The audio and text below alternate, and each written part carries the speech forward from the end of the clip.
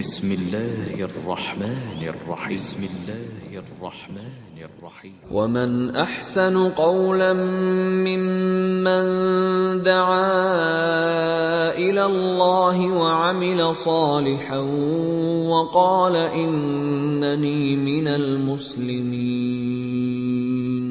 അല്ലാഹുവിങ്കലേക്ക് ക്ഷണിക്കുകയും സൽക്കർമ്മം പ്രവർത്തിക്കുകയും തീർച്ചയായും ഞാൻ മുസ്ലിങ്ങളുടെ കൂട്ടത്തിലാകുന്നു എന്നു പറയുകയും ചെയ്തവനേക്കാൾ വിശിഷ്ടമായ വാക്ക് പറയുന്ന മറ്റാരുണ്ട്?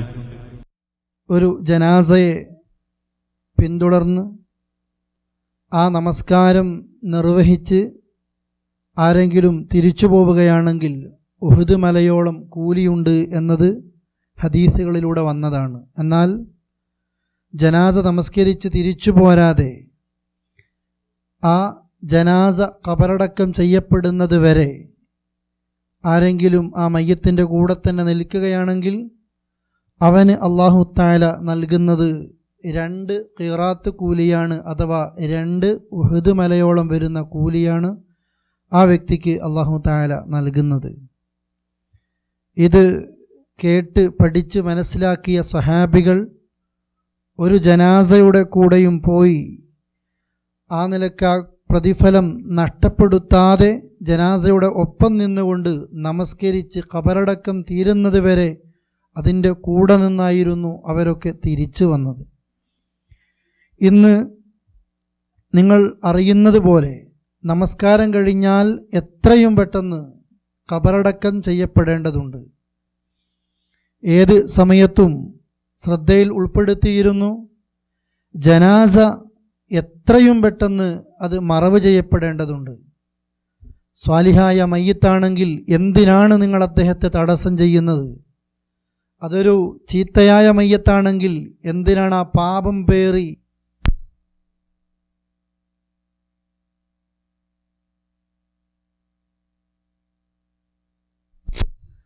പ്രകൃതിയുടെ മതമായ ഇസ്ലാം ഈ ഭൂമിയെ സംവിധാനിച്ചത് ജീവിച്ചിരിക്കുന്ന മനുഷ്യർക്കും മരിച്ചു പോകുന്ന മനുഷ്യർക്കും ഒരുപോലെ ഉപകാരപ്പെടുന്ന രീതിയിലാണ്. അലം നജ്അലിൽ അർള കിഫാത അഹ്യാഅൻ വ അംവാത. അല്ലാഹു തആല ഭൂമിയെ സംവിധാനിച്ചത് എല്ലാ നിലക്കും മതിയായതായി സംവിധാനിച്ചിരിക്കുന്നത് അഹ്യാഅൻ വ അംവാത. ജീവിച്ചിരിക്കുന്നവർക്കും ഭൂമി അനുയോജ്യമാണ്, മരിച്ചവർക്കും ഭൂമി അനുയോജ്യമാണ്. പല മതങ്ങളിലും പല രാജ്യങ്ങളിലുമൊക്കെ കാണുന്നത് പോലെ ഒരു മനുഷ്യൻ മരിച്ചു കഴിഞ്ഞാൽ ആ മനുഷ്യൻ്റെ ജഡത്തെ, മൃതദേഹത്തെ കരിച്ചു കളയാൻ ഇസ്ലാം അനുവാദം നൽകുന്നില്ല. ആദരിക്കപ്പെടേണ്ടതാണ് മനുഷ്യ ശരീരം. അതുപോലെ തന്നെ കഷ്ണങ്ങളാക്കി നുറുക്കി മത്സ്യങ്ങൾക്കും അതുപോലെ തന്നെ കഴുകന്മാർക്കും കഷ്ണങ്ങളാക്കി നുറുക്കിയിട്ട് കൊടുത്ത് ആ മത്സ്യങ്ങൾക്കും കഴുകന്മാർക്കും ഭക്ഷിക്കാൻ പാകത്തിൽ ആ സംവിധാനങ്ങൾ ചെയ്യാനും ഇസ്ലാം അനുവാദം നൽകുന്നില്ല. ഒന്നും ചെയ്യാതെ പ്രത്യേകമായ മരുന്നുകൾ പുരട്ടി പ്രത്യേകമായ അറകൾക്കുള്ളിൽ, പെട്ടികൾക്കുള്ളിൽ ഭദ്രമായി സൂക്ഷിച്ചു വെക്കുന്ന രീതിയും ഇസ്ലാം പഠിപ്പിക്കാത്തതാണ്, ഇസ്ലാമിന് നിരക്കാത്തതാണ്. മറിച്ച് മനുഷ്യൻ എവിടെ നിന്നാണോ വന്നത്, മണ്ണിൽ നിന്നാണ് മനുഷ്യൻ്റെ തുടക്കമെങ്കിൽ ആ മണ്ണിലേക്ക് തന്നെയാണ് മനുഷ്യനെ വെക്കേണ്ടത്. ഭൂമിയെ സംവിധാനിച്ചതും ഭൂമിക്ക് മുകൾ ഭാഗം ജീവിച്ചിരിക്കുന്നവർക്കും ഭൂമിക്ക് താഴ്ഭാഗം, ഭൂമിയുടെ അകംഭാഗം മരിച്ചവർക്കുമായിട്ടാണ് അല്ലാഹു തആല ഭൂമിയെ സംവിധാനിച്ചിരിക്കുന്നത്. അതുകൊണ്ട് തന്നെ ഒരു മനുഷ്യൻ മരിച്ചു കഴിഞ്ഞാൽ അതാരാകട്ടെ, ആ മനുഷ്യനെ മുസ്ലിമീങ്ങൾ താമസിക്കുന്ന പ്രദേശത്താണ് ആ നിലക്കൊരു മനുഷ്യൻ മരിക്കുന്നതെങ്കിൽ ആ മനുഷ്യനെ മറവ് ചെയ്യുക എന്നുള്ളത് ഒരു മുസൽമാൻ്റെ ബാധ്യതയാണ്. അവൻ ഖബറടക്കം ചെയ്യപ്പെടണം.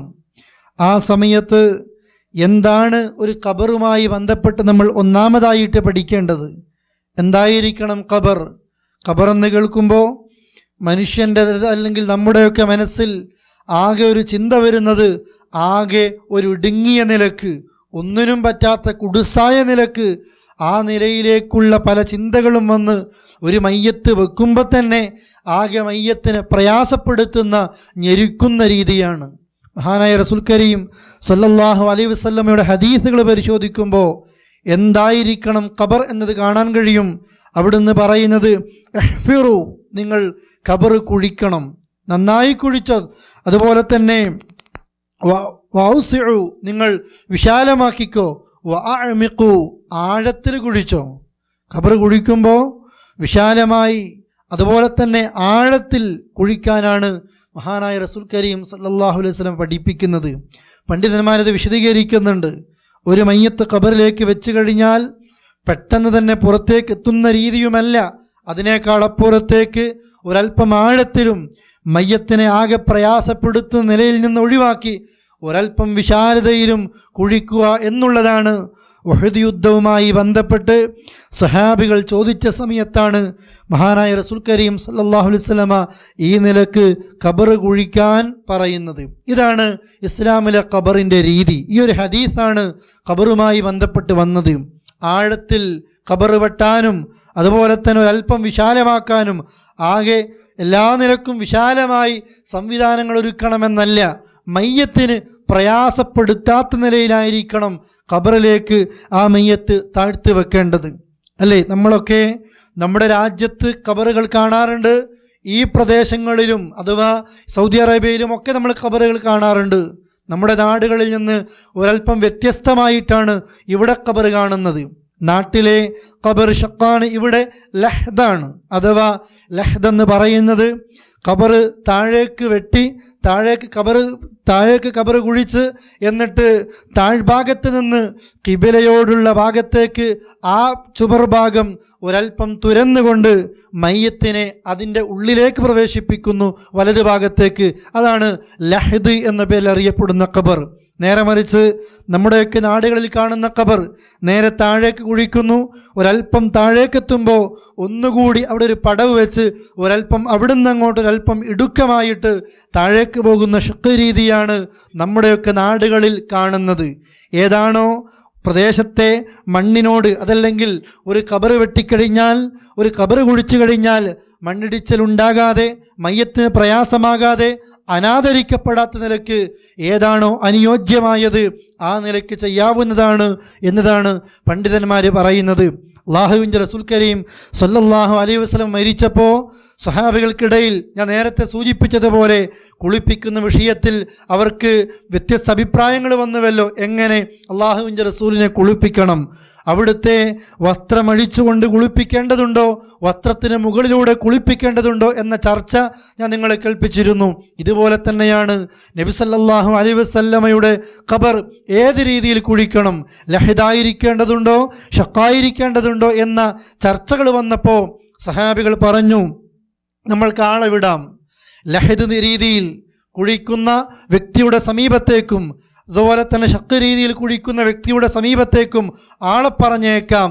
ആരുടെ അടുത്തേക്കാണോ ആദ്യം ആളെത്തുന്നത്, ആരാണോ ഇവിടേക്ക് ആദ്യം എത്തുന്നത്, ആ നിലക്ക് കുഴിക്കട്ടെ എന്ന് അവരൊന്നിച്ച് തീരുമാനിക്കുകയും ലഹദായ രീതിയിൽ കുഴിക്കുന്ന വ്യക്തി സ്വഹാബി അവിടേക്ക് എത്തുകയും ലഹദായ രീതിയിലായിരുന്നു അല്ലാഹുവിൻ്റെ റസൂൽ കരീം സല്ലല്ലാഹു അലൈഹി വസല്ലമയുടെ ഖബർ ഒരുക്കിയിരിക്കുന്നത് എന്ന് ഹദീസുകളിൽ കാണാൻ സാധിക്കുകയാണ്. അഥവാ അല്ലാഹുവിൻ്റെ റസൂലിൻ്റെ ഖബർ ലഹദായിരുന്നു. താഴേക്ക് ഖബർ വെട്ടി എന്നിട്ട് താഴ്ഭാഗത്ത് നിന്ന് ഖിബലയോട് ചേരുന്ന ഭാഗത്ത് വലം ഭാഗത്തേക്ക് അവിടെ ചുമർ തുരന്ന് ഒരു പ്രത്യേക അറയുണ്ടാക്കി ആ അറയിൽ വെക്കുന്ന രീതിയാണ് ലഹദ്. അങ്ങനെയായിരുന്നു മഹാനായ റസൂൽ കരീം സല്ലല്ലാഹു അലൈഹി വസല്ലമയുടെ ഖബർ എന്നുകൂടി പ്രിയപ്പെട്ടവരെ നാം സാന്ദർഭികമായി മനസ്സിലാക്കേണ്ടതുണ്ട്. ഇങ്ങനെ രണ്ട് രീതിയിലും ആകാം, തർക്കമില്ല. ഒരു പ്രദേശത്തിൻ്റെ മണ്ണിൻ്റെ അതല്ലെങ്കിൽ മയ്യത്തിന് പ്രയാസമില്ലാത്ത നിലക്ക് ഏതാണോ അനുയോജ്യമായത് ഈ രണ്ട് രീതിയും സ്വീകരിക്കാം എന്നതാണ് നാം അറിയേണ്ടത്.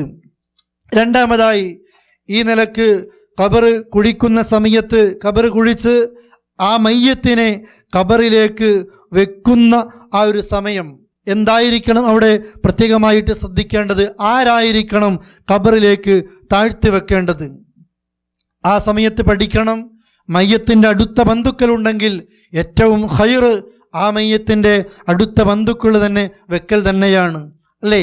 ആയിഷ ബീവിയോട് അള്ളാഹുവിൻ്റെ റസൂൽ പറയുന്നുണ്ട്, ആയിഷ, എനിക്ക് മുമ്പ് നീ മരിച്ചാൽ നിന്നെ കുളിപ്പിക്കുന്നത്, നിന്നെ കഫൻ ചെയ്യുന്നത്, നിനക്ക് വേണ്ടി നമസ്കരിക്കുന്നത്, നിന്നെ ഖബറിലേക്ക് താഴ്ത്തി വെക്കുന്നതും ആയിഷ ഞാനായിരിക്കുമെന്ന് അള്ളാഹുവിൻ്റെ റസൂല് വിശദീകരിക്കുകയാണ്. ഇതുപോലെ തന്നെ സ്വഹാബികൾ, താബിഈങ്ങൾ, മുൻകാല പണ്ഡിതന്മാർ അവരൊക്കെ അഭിപ്രായമായിട്ടും അതല്ലെങ്കിൽ ഏറ്റവും നല്ല അഭിപ്രായമായിട്ട് വിശേഷിപ്പിക്കുന്നതും മയ്യത്തിൻ്റെ അടുത്ത ബന്ധുക്കൾ ഉണ്ടെങ്കിൽ ഖൈറ് അവർ തന്നെയാണ്. എന്നാൽ ആർക്കും ഒരു മയ്യത്തിനെ ഖബറിലേക്ക് താഴ്ത്തി വെക്കാവുന്നതാണ്. ഒരു സ്ത്രീയുടെ മയ്യത്ത്, ആ സ്ത്രീയുടെ കുടുംബമുണ്ടെങ്കിൽ ഖൈറാണ്. എന്നാൽ ആ സ്ത്രീയുടെ ബന്ധമുള്ളവരാകട്ടെ ബന്ധമില്ലാത്തവരാകട്ടെ ആർക്കും ഒരു മയ്യത്ത് എന്ന നിലക്ക് ആ മയ്യത്തിനെ ഖബറിലേക്ക് താഴ്ത്തി വെക്കാൻ അത് ഇസ്ലാം അനുവാദം നൽകുന്നു. എന്നാൽ അവിടെ ശ്രദ്ധിക്കാൻ പറഞ്ഞൊരു കാര്യം, അനസ് ബിൻ മാലിക് റളിയല്ലാഹു അൻഹു പറയുന്നു, ഷഹിദിന ബിൻത റസൂലുള്ളാഹി സ്വല്ലല്ലാഹു അലൈഹി വസല്ലം, അള്ളാഹുവിൻ്റെ റസൂലിൻ്റെ മകൾ മരിച്ചപ്പോൾ, അഥവാ ഉസ്മാൻ റളിയല്ലാഹു അൻഹുവിൻ്റെ ഭാര്യയാണ്, മരിച്ച നേരത്ത് വറസൂലുള്ളാഹി ജാലിസുൻ അലൽ ഖബർ, അള്ളാഹുവിൻ്റെ റസൂലും ഖബറിൻ്റെ സമീപത്ത് ഇങ്ങനെ ഇരിക്കുകയാണ് സങ്കടത്തോടുകൂടി. അനസ് റളിയല്ലാഹു അൻഹു പറയുന്നു, ഫറഅയ്തു ഐനൈഹി തദ്മഅനി, അള്ളാഹുവിൻ്റെ റസൂലിൻ്റെ രണ്ട് കണ്ണുകളും സങ്കടം കൊണ്ടിങ്ങനെ കണ്ണുനീരിങ്ങനെ ചാലിട്ടൊഴുകുന്നുണ്ട്. ഞാൻ ചോദിക്കുന്നു, ആ സമയത്ത് അള്ളാഹുവിൻ്റെ റസൂല് പറയാണ്, ഹൽ മിൻകും മിൻ അഹദിൻ ലം യുഖാരിഫിൽ ലൈല, മയ്യത്ത് ഖബറിലേക്ക് താഴ്ത്തി വെക്കുന്ന വ്യക്തികൾ ശ്രദ്ധിക്കേണ്ട ഒരു വിഷയമാണ് അവിടുന്ന് ചോദിക്കുന്നത്. ആ ഖബറിൻ്റെ സമീപത്ത് ഒരുമിച്ച് കൂടിയ സഹാബികളോട് റസൂലുള്ളാഹി ചോദിക്കുന്നു, ഹൽ മിൻകും മിൻ അഹദിൻ ലം യുഖാരിഫിൽ ലൈല, ഇന്നലെ രാത്രി തൻ്റെ ഭാര്യയോട് കിടപ്പറ പങ്കിടാതെ ശാരീരിക ബന്ധത്തിലേർപ്പെടാത്ത ആരെങ്കിലുമുണ്ടോ ഈ കൂട്ടത്തിൽ? ആ സമയത്ത് ഫഖാല അബൂ തൽഹ അന യാ റസൂലല്ലാഹ്, അബൂ തൽഹ പറഞ്ഞു, റസൂലേ, ഞാൻ എൻ്റെ ഭാര്യയുമായിട്ട് ഇന്നലെ ബന്ധത്തിലേർപ്പെട്ടിട്ടില്ല. ഖാല, റസൂലുള്ളാഹി പറഞ്ഞു, ഫൻസിൽ, എങ്കിൽ അബൂ തൽഹ നീ ഖബറിലേക്ക് ഇറങ്ങ്. ഖാല ഫനസല ഫീ ഖബരിഹ, അങ്ങനെ അല്ലാഹുവിൻ്റെ റസൂലിൻ്റെ മകൾ ഉസ്മാൻ റളിയല്ലാഹു അൻഹുവിൻ്റെ ഭാര്യയെ ഖബറിലേക്ക് താഴ്ത്തി വെക്കാൻ അബൂ തൽഹയായിരുന്നു അവിടെ നിന്ന് ഇറങ്ങിയിരുന്നത്. അല്ലാഹുവിൻ്റെ റസൂൽ അവിടെ നിന്ന് ചോദിച്ചത് ഒറ്റൊരു കാര്യമാണ് ചോദിച്ചത്, ഖബറിലേക്ക് മയ്യത്തിനെ താഴ്ത്തി വെക്കുന്നവൻ തലേ ദിവസം രാത്രി, അഥവാ ആ മയ്യത്ത് തൻ്റെ കുടുംബത്തിൽപ്പെട്ടതല്ല, അന്യ സ്ത്രീയാണ്, ആ നിലക്കൊക്കെ ആകുമ്പോൾ അല്ലാഹുവിൻ്റെ റസൂൽ ചോദിക്കുകയാണ്, ആരാണ് ശാരീരിക ബന്ധത്തിൽ ഏർപ്പെടാത്തത് എന്ന് ചോദിച്ച് അത് ഉറപ്പുവരുത്തിയിട്ടായിരുന്നു ആ സ്വഹാബിയെ ഖബറിലേക്ക് ഇറക്കിയത് എന്ന് അല്ലാഹുവിൻ്റെ റസൂലിൻ്റെ ഹദീസുകളിൽ നിന്ന് മനസ്സിലാക്കുകയാണ്. പണ്ഡിതന്മാരെ വിശദീകരിക്കുകയാണ് ഇവിടെ. അഥവാ എന്തുകൊണ്ടാണ് ഇതൊരു പ്രേരണയാണ്, ഇതൊരു പ്രേരണ നൽകുകയാണ്. ഒരു സ്ത്രീയെ ഖബറിലേക്ക് താഴ്ത്തി വെക്കുന്ന സമയത്ത് ഏതെങ്കിലും നിലക്ക് പൈശാചികമായ ഒരു ചിന്ത ആ വ്യക്തിക്കുണ്ടാകരുത്. അതുപോലെ തന്നെ തൻ്റെ ഭാര്യയാണ് മരിച്ചതെങ്കിൽ ഇന്നലെ വരെ ഒന്നിച്ചുറങ്ങി, ഇന്നലെ രാത്രി വരെ ഒന്നിച്ച് കിടന്ന ഭാര്യയെ ഇന്ന് ഖബറിലേക്ക് താഴ്ത്തി വെക്കുമ്പോൾ ആ നിലക്ക് പ്രയാസങ്ങളും ഉണ്ടാകരുത്. അതുകൊണ്ടാണ് ചോദിക്കുന്നത് എന്ന നിലക്ക് പണ്ഡിതന്മാർ ഈ ഹദീസിനെ വിശദീകരിക്കുകയാണ്. ശ്രദ്ധിക്കേണ്ട ഒരു കാര്യം സൂചിപ്പിച്ചു എന്ന് മാത്രമാണ്. ഇതാണ് പ്രിയപ്പെട്ടവരെ ഖബറിലേക്ക് മയ്യത്ത് താഴ്ത്തി വെക്കുമ്പോൾ ശ്രദ്ധിക്കേണ്ട മറ്റൊരു വിഷയം. ഇനിയോ ഖബറിലേക്ക് ഒന്നിച്ചൊരുപാട് മയ്യത്തുകൾ വരികയാണ്. അഥവാ ഒരു ഖബറിൽ തന്നെ ഒന്നിലധികം മയ്യത്തുകൾ വെക്കേണ്ട സാഹചര്യങ്ങൾ വരാറുണ്ട്. ഉഹുദിൻ്റെ ഭൂമിയിൽ മദീനത്ത് തൊട്ടപ്പുറത്ത് ഉഹുദ് യുദ്ധം നടന്ന സ്ഥലത്ത് നമ്മൾക്ക് കാണാം ആദ്യം 3 ഖബർ. അതുപോലെ തന്നെ അതിൻ്റെ ബാക്ക് ഭാഗത്ത് കാണാം 63ഓളം സ്വഹാബികൾ. ആ നിലയ്ക്ക് ചരിത്രം പറയപ്പെടുന്നു 63ഓളം സ്വഹാബികളെ ഒന്നിച്ച് ഖബറടക്കുകയാണ്. അഥവാ ഉഹദ് യുദ്ധം കഴിഞ്ഞ് സ്വഹാബികൾക്കൊക്കെ ശരീരങ്ങളിൽ കയ്യും കാലും മുറിഞ്ഞ് പരിക്കുകൾ പറ്റി ഖബർ വെട്ടാൻ കഴിയാത്ത നിലക്ക് അല്ലാഹുവിൻ്റെ റസൂലിനോട് പറഞ്ഞു, റസൂലെ സാധിക്കുന്നില്ല, പ്രയാസങ്ങൾ അനുഭവിക്കുന്നു. ആ സമയത്താണ് റസൂലുള്ളാഹി പറഞ്ഞത്, നിങ്ങൾ ഓരോരുത്തർക്ക് വേണ്ടി ഖബർ വെട്ടേണ്ടതില്ല, ഫിറു, നിങ്ങൾ ഖബർ കുഴിക്ക്, അതുപോലെ തന്നെ ഔസിഉ, വിശാലമായിട്ട് കുഴിച്ചോ, വഅഅമിഖു, ഖബർ നിങ്ങൾ ആഴത്തിൽ വെട്ടിക്കോ എന്ന് സഹാബികളോട് പറഞ്ഞിട്ട് പറഞ്ഞു, അവരിൽ സ്വഹാബികളിൽ ആർക്കാണോ ഖുർആൻ നന്നായിട്ട് പാരായണം ചെയ്യാനും ഖുർആൻ നന്നായിട്ട് അറിയുന്നതും അത് പഠിച്ചതും അത് ജീവിതത്തിൽ പകർത്തി ഖുർആനുമായിട്ട് അങ്ങേയറ്റത്തെ ബന്ധം പുലർത്തിയവൻ ആരാണോ ആ മയ്യത്തിന് ആദ്യമായി നിങ്ങൾ വെക്കണം. നോക്കൂ നിങ്ങൾ പ്രിയപ്പെട്ടവരെ, ഒന്നിലധികം മയ്യത്തുണ്ടാകുന്ന സമയത്ത് അവിടെ പ്രാധാന്യം നൽകുന്നത് ആരാണ് ഖുർആൻ പഠിച്ചത് എന്നതാണ്. ആരാണ് അള്ളാഹുവിൻ്റെ ഗ്രന്ഥവുമായി, അള്ളാഹുവിൻ്റെ കിതാബുമായി അത് പഠിക്കാനും അതിനുവേണ്ടി സമയം ചെലവഴിക്കാനും അതനുസരിച്ച് ജീവിതം ക്രമീകരിക്കാനും ആര് തയ്യാറായി നിൽക്കുന്നുവോ, ഖബറിലേക്ക് താഴ്ത്തുന്ന ഘട്ടത്തിൽ പോലും നബി സല്ലല്ലാഹു അലൈഹി വസല്ലമ നിർദ്ദേശം നൽകുന്നത് ഒന്നിലധികം മയ്യത്തൊരേ ഖബറിലേക്ക് താഴ്ത്തി വെക്കുന്നുവെങ്കിൽ ഖുർആൻ നന്നായിട്ട് അറിയുന്നവനെ താഴ്ത്തി വെക്കണം ആദ്യം എന്നതാണ് അവിടുത്തെ അല്ലാഹുവിൻ്റെ റസൂൽ കരീം സല്ലല്ലാഹു അലൈഹി വസല്ലമ സൂചിപ്പിക്കുന്നത്. ഇതുപോലെ തന്നെ റസൂലുള്ളാഹി പറയുന്നു, ഖബറിലേക്ക് മയ്യത്ത് താഴ്ത്തി വെക്കുന്ന സമയത്ത് പറയേണ്ട വാചകം അബ്ദുല്ലാഹി ഇബ്നു ഉമർ പറയാണ്, അല്ലാഹുവിൻ്റെ റസൂൽ പറഞ്ഞു, ഇദാ വളഅതും മൗതാകും ഫിൽ ഖുബൂരി ഫഖൂലു ബിസ്മില്ലാഹി വഅലാ മില്ലത്തി റസൂലില്ലാഹ്. ഇതാണ് മയ്യത്ത് ഖബറിലേക്ക് താഴ്ത്തി വെക്കുന്ന വ്യക്തി പറയേണ്ട വാചകം. നിങ്ങൾ ഖബറിലേക്ക് മയ്യത്തിനെ താഴ്ത്തി വെക്കുമ്പോൾ ഫഖൂലു നിങ്ങൾ പറയണേ ബിസ്മില്ലാ അള്ളാഹുവിൻ്റെ നാമത്തിൽ വഅലാ മില്ലത്തി റസൂലില്ലാ എന്നോ മറ്റൊരു റിപ്പോർട്ടിൽ കാണാം ബിസ്മില്ലാ വഅലാ സുന്നത്തി റസൂലില്ലാ എന്നോ. ഈ രണ്ട് വാചകങ്ങളാണ്, ഈ രണ്ടിൽ ഒരു വാചകമാണ് പറയേണ്ടത്. ഒന്നുകിൽ ബിസ്മില്ലാഹി വഅലാ മില്ലത്തി റസൂലില്ലാ, അതല്ലെങ്കിൽ ബിസ്മില്ലാഹി വഅലാ സുന്നത്തി റസൂലില്ലാ. ഖബറിലേക്ക് ഇറങ്ങി ആ മയ്യത്തിനെ ഖബറിലേക്ക് താഴ്ത്തി വെക്കുന്ന വ്യക്തികൾ പറയേണ്ട വാചകങ്ങളാണ് എന്ന് ഹബീബായ റസൂൽ കരീം സല്ലല്ലാഹു അലൈഹി വസല്ലം വിശദീകരിക്കുന്നു. തലേന്ന് രാത്രി ഭാര്യയുമായി ബന്ധപ്പെടാത്ത വ്യക്തികൾ അവർ ഖബറിലേക്ക് ഇറങ്ങി ആ മയ്യത്തിനെ താഴ്ത്തി വെക്കുമ്പോൾ അവർ പറയേണ്ട വാചകങ്ങൾ ഇതാണ്. ഒപ്പം ശ്രദ്ധിക്കേണ്ട മറ്റൊരു വിഷയമാണ്, മയ്യത്തിനെ ഖബറിലേക്ക് താഴ്ത്തി വെക്കുമ്പോൾ കാലിൻ്റെ ഭാഗം ആദ്യ സമയത്ത് ഖബറിലേക്ക് താഴ്ത്തുകയും അവസാനം തലയുടെ ഭാഗം ഖബറിലേക്ക് താഴ്ത്തി വെച്ച് ആ തലയുടെ ഭാഗം ആ വലത് ഭാഗത്തെ ഭിത്തിയോട് ചേർത്ത് ആ മുഖത്തെ ഖിബിലക്കഭിമുഖമായി തിരിക്കുന്ന രീതിയിലാണ് മയ്യത്തിനെ ഖബറിൽ വെക്കേണ്ടത്. അഥവാ മയ്യത്ത് ഖബറിലേക്ക് താഴ്ത്തി വെച്ചിട്ട് വലത് ഭാഗത്തേക്ക് തിരിച്ച് വലത് ഭാഗത്ത് ഖിബല വരണം. ആ നിലക്ക് ഖിബല ഭാഗത്തേക്ക് തിരിച്ച് ആ ചുമർ ഭിത്തിയോട് ചേർത്തുകൊണ്ടാണ്, ആ പരമാവധി ചേർത്തുകൊണ്ടാണ് ആ മയ്യത്തിനെ ഖബറിലേക്ക് വെക്കേണ്ടത് എന്നുകൂടി സാന്ദർഭികമായി സഹോദരങ്ങളെ മനസ്സിലാക്കേണ്ടതുണ്ട്. ഒപ്പം ഇതുപോലെ തന്നെ അല്ലാഹുവിൻ്റെ റസൂലിൻ്റെ ഹദീസുകളിൽ കാണുന്ന മറ്റൊരു വിഷയമാണ്, മയ്യത്ത് ഖബറിലേക്ക് വെച്ച് കഴിഞ്ഞാൽ ഈ പറയപ്പെടുന്ന രീതിയിലാണ് മയ്യത്ത് വെക്കേണ്ടത്. എന്നിട്ട് മയ്യത്ത് അങ്ങനെ ആ സമയത്ത് അതുപോലെ വെച്ച് എന്നിട്ട് കാണാം അല്ലാഹുവിൻ്റെ റസൂലിൻ്റെ ഹദീസുകളിൽ അബൂ ഹുറൈറ റളിയല്ലാഹു അൻഹു പറയുന്നു, അന്ന റസൂലുള്ളാഹി സ്വല്ലല്ലാഹു അലൈഹി വസല്ലം സ്വല്ല അലാ ജനാസ ثم أتى قبر الميت فحثى عليه من قبل رأسه ثلاثة.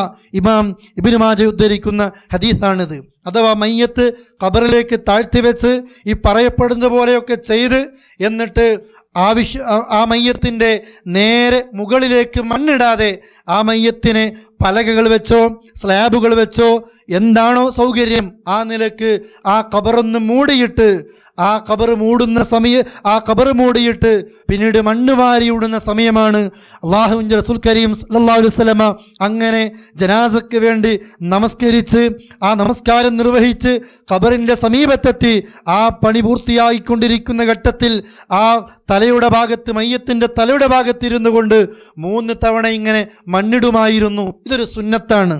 അഥവാ ഖബറിങ്ങനെ മയ്യത്തിൻ്റെ ശരീരത്തിലേക്ക് മണ്ണിടലല്ല, പലക വെച്ച് സ്ലാബിട്ട് മൂടി അതിൻ്റെ മുകളിലായിക്കൊണ്ട് ഓരോരുത്തർക്കുമുള്ള സുന്നത്താണ് 3 പിടി മണ്ണ് വാരിയിടാം. നമ്മളൊക്കെ നാട്ടിൻപുറങ്ങളിൽ വെച്ച് ചെയ്യാറുണ്ട്, എവിടെയാണെങ്കിലും ചെയ്യാവുന്നതാണ്. എന്നാൽ ഒപ്പം പലപ്പോഴും നമ്മൾ അറിഞ്ഞോ അറിയാതെയോ ചെയ്യുന്ന ഒന്ന്, ഈ മണ്ണ് വാരിയിടുന്ന സമയത്ത് 3 പിടി മണ്ണ് വാരിയിടുമ്പോൾ സൂറത്തു ത്വാഹയിലെ ഒരു വചനം ഓതലുണ്ട്, മിൻഹാ ഖലഖ്നാകും വഫീഹാ നുഈദുകും വമിൻഹാ നുഖ്രിജുകും താറത്തൻ ഉഖറ.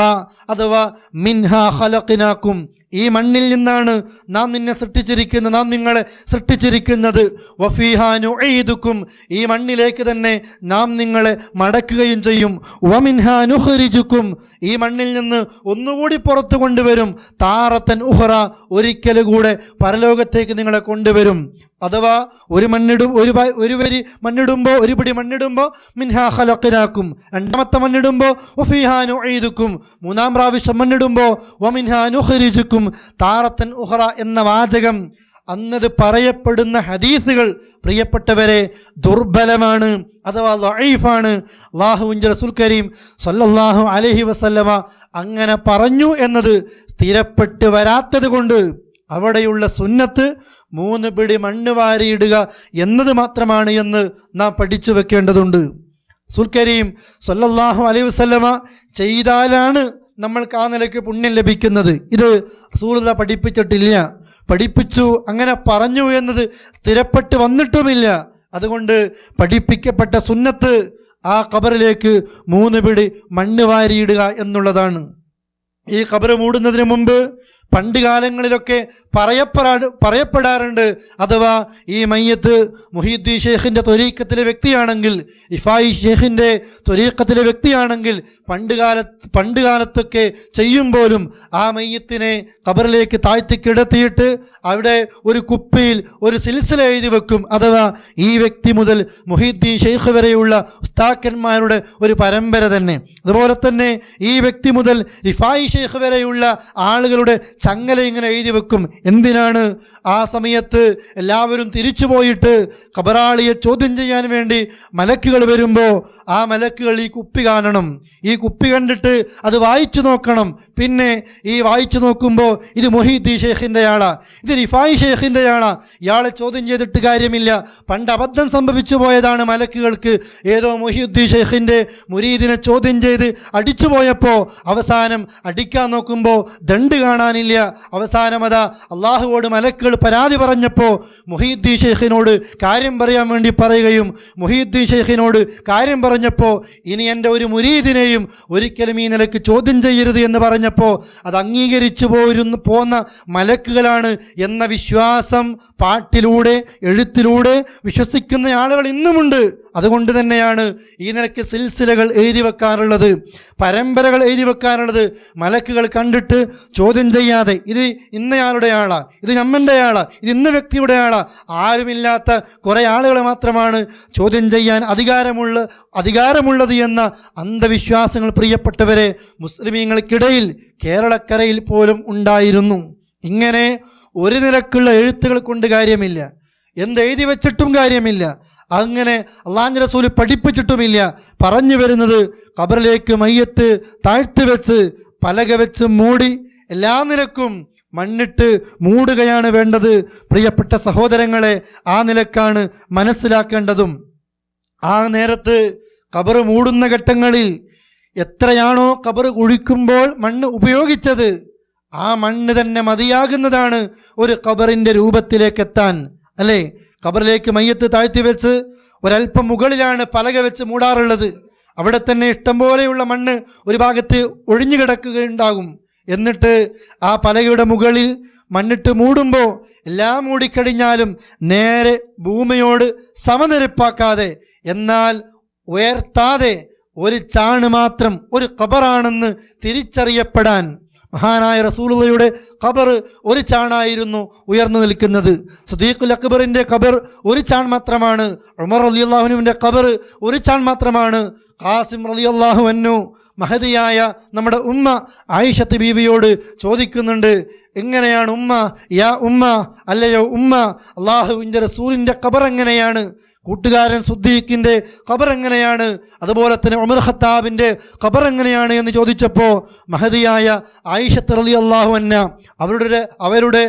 അവിടുത്തെ റൂമിലായിരുന്നു ഈ റസൂലുള്ളാഹിയുടെയും 2 സഹാബിമാരുടെയും ഖബർ സ്ഥിതി ചെയ്യുന്നത്. അവർ പറയുകയാണ്, അള്ളാഹുവിൻ്റെ റസൂലിൻ്റെ ഖബർ, സിദ്ദീഖുൽ അക്ബറിൻ്റെ ഖബർ, ഉമർ ഖത്താബിൻ്റെ ഖബർ, ഇതെല്ലാം ഒരു ചാൺ മാത്രമായിരുന്നു ഉയർന്നു നിൽക്കുന്നത്. പറ്റേ സമനിരപ്പായിട്ടല്ല, വലിയ ഉയർന്നു നിൽക്കുന്നതായിട്ടുമല്ല, ഒന്ന് തിരിച്ചറിയാൻ ഒരു ചാൺ മാത്രം ഉയർന്നു നിൽക്കുന്നതാണ്. ആ നിലയിലാണ് മുസ്ലിമീങ്ങളുടെ ഖബർ വേണ്ടത്. അതുകൊണ്ട് തന്നെ ഖബർ മൂടിക്കഴിയുമ്പോൾ ഖബർ കുഴിക്കാൻ എത്ര മണ്ണെടുത്തുവോ ആ മണ്ണ് കൊണ്ട് തന്നെയാണ് ഖബർ മൂടേണ്ടത്. അപ്പുറത്തും ഇപ്പുറത്തും പോയി മണ്ണ് കൊണ്ടുവന്നിട്ട് ഖബർ മൂടുന്ന രീതി അത് പ്രോത്സാഹിപ്പിക്കപ്പെടാത്തതാണ്, അത് ആവശ്യമില്ലാത്തതാണ് എന്നുകൂടി പ്രിയപ്പെട്ട സഹോദരങ്ങളെ മനസ്സിലാക്കേണ്ടതുണ്ട്. ജാബിർ റളിയല്ലാഹു അൻഹു പറയുന്നു, നഹൻ നബിയു സല്ലല്ലാഹു അലൈഹി വസല്ലം അയ്യുജസ്സസുൽ ഖബർ വഅയ്യുഖഅദ അലൈഹി വഅയ്യുബ്ന അലൈഹി. അള്ളാഹുവിൻ്റെ റസൂല് വിരോധിച്ചതാണ് ഖബറിന്മേൽ കുമ്മായം പൂശുന്നത്, ഖബറിന്മേൽ ഇരിക്കുന്നത്, ഖബറിന്മേൽ എടുപ്പ് നിർമ്മിക്കുന്നത്. അഥവാ ജാരങ്ങൾ കാണാറില്ലേ, പല മക്കാമുകളും കാണാറില്ലേ?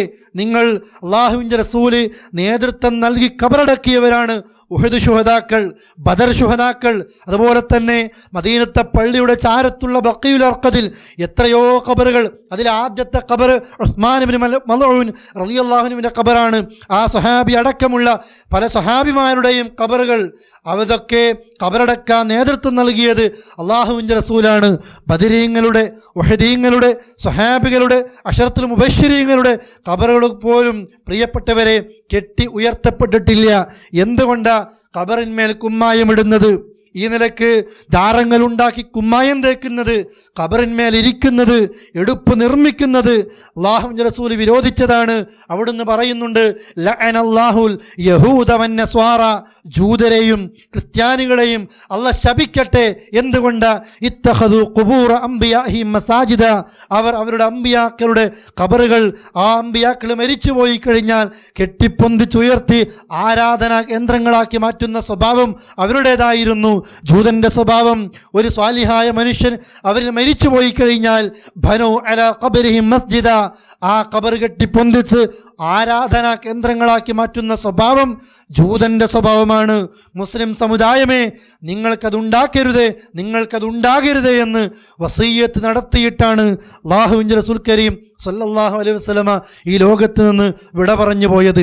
അതുകൊണ്ട് ഏത് മഹാന്റെ ഖബറും, ഏത് ശുഹദായിൻ്റെ ഖബറും, ഏത് വലിയൻ്റെ ഖബറും, പ്രിയപ്പെട്ടവരെ നേരത്തെ സൂചിപ്പിക്കാൻ വിട്ടുപോയതാണ്, ഏത് മുസ്ലിമിൻ്റെ ഖബറാകട്ടെ ഒരു പൊതു ശ്മശാനത്തിലാണ് മുസ്ലിമീങ്ങൾ എല്ലാവരും ഒന്നിച്ച് ഖബറടക്കം ചെയ്യപ്പെടുന്ന ഒരു ആ നിലക്ക് ഒരു പ്രദേശത്താണ്, ആ നിലക്ക് മക്ബറയിലാണ് എല്ലാവരുടെയും ഖബറുകൾ സ്ഥിതി ചെയ്യേണ്ടത്.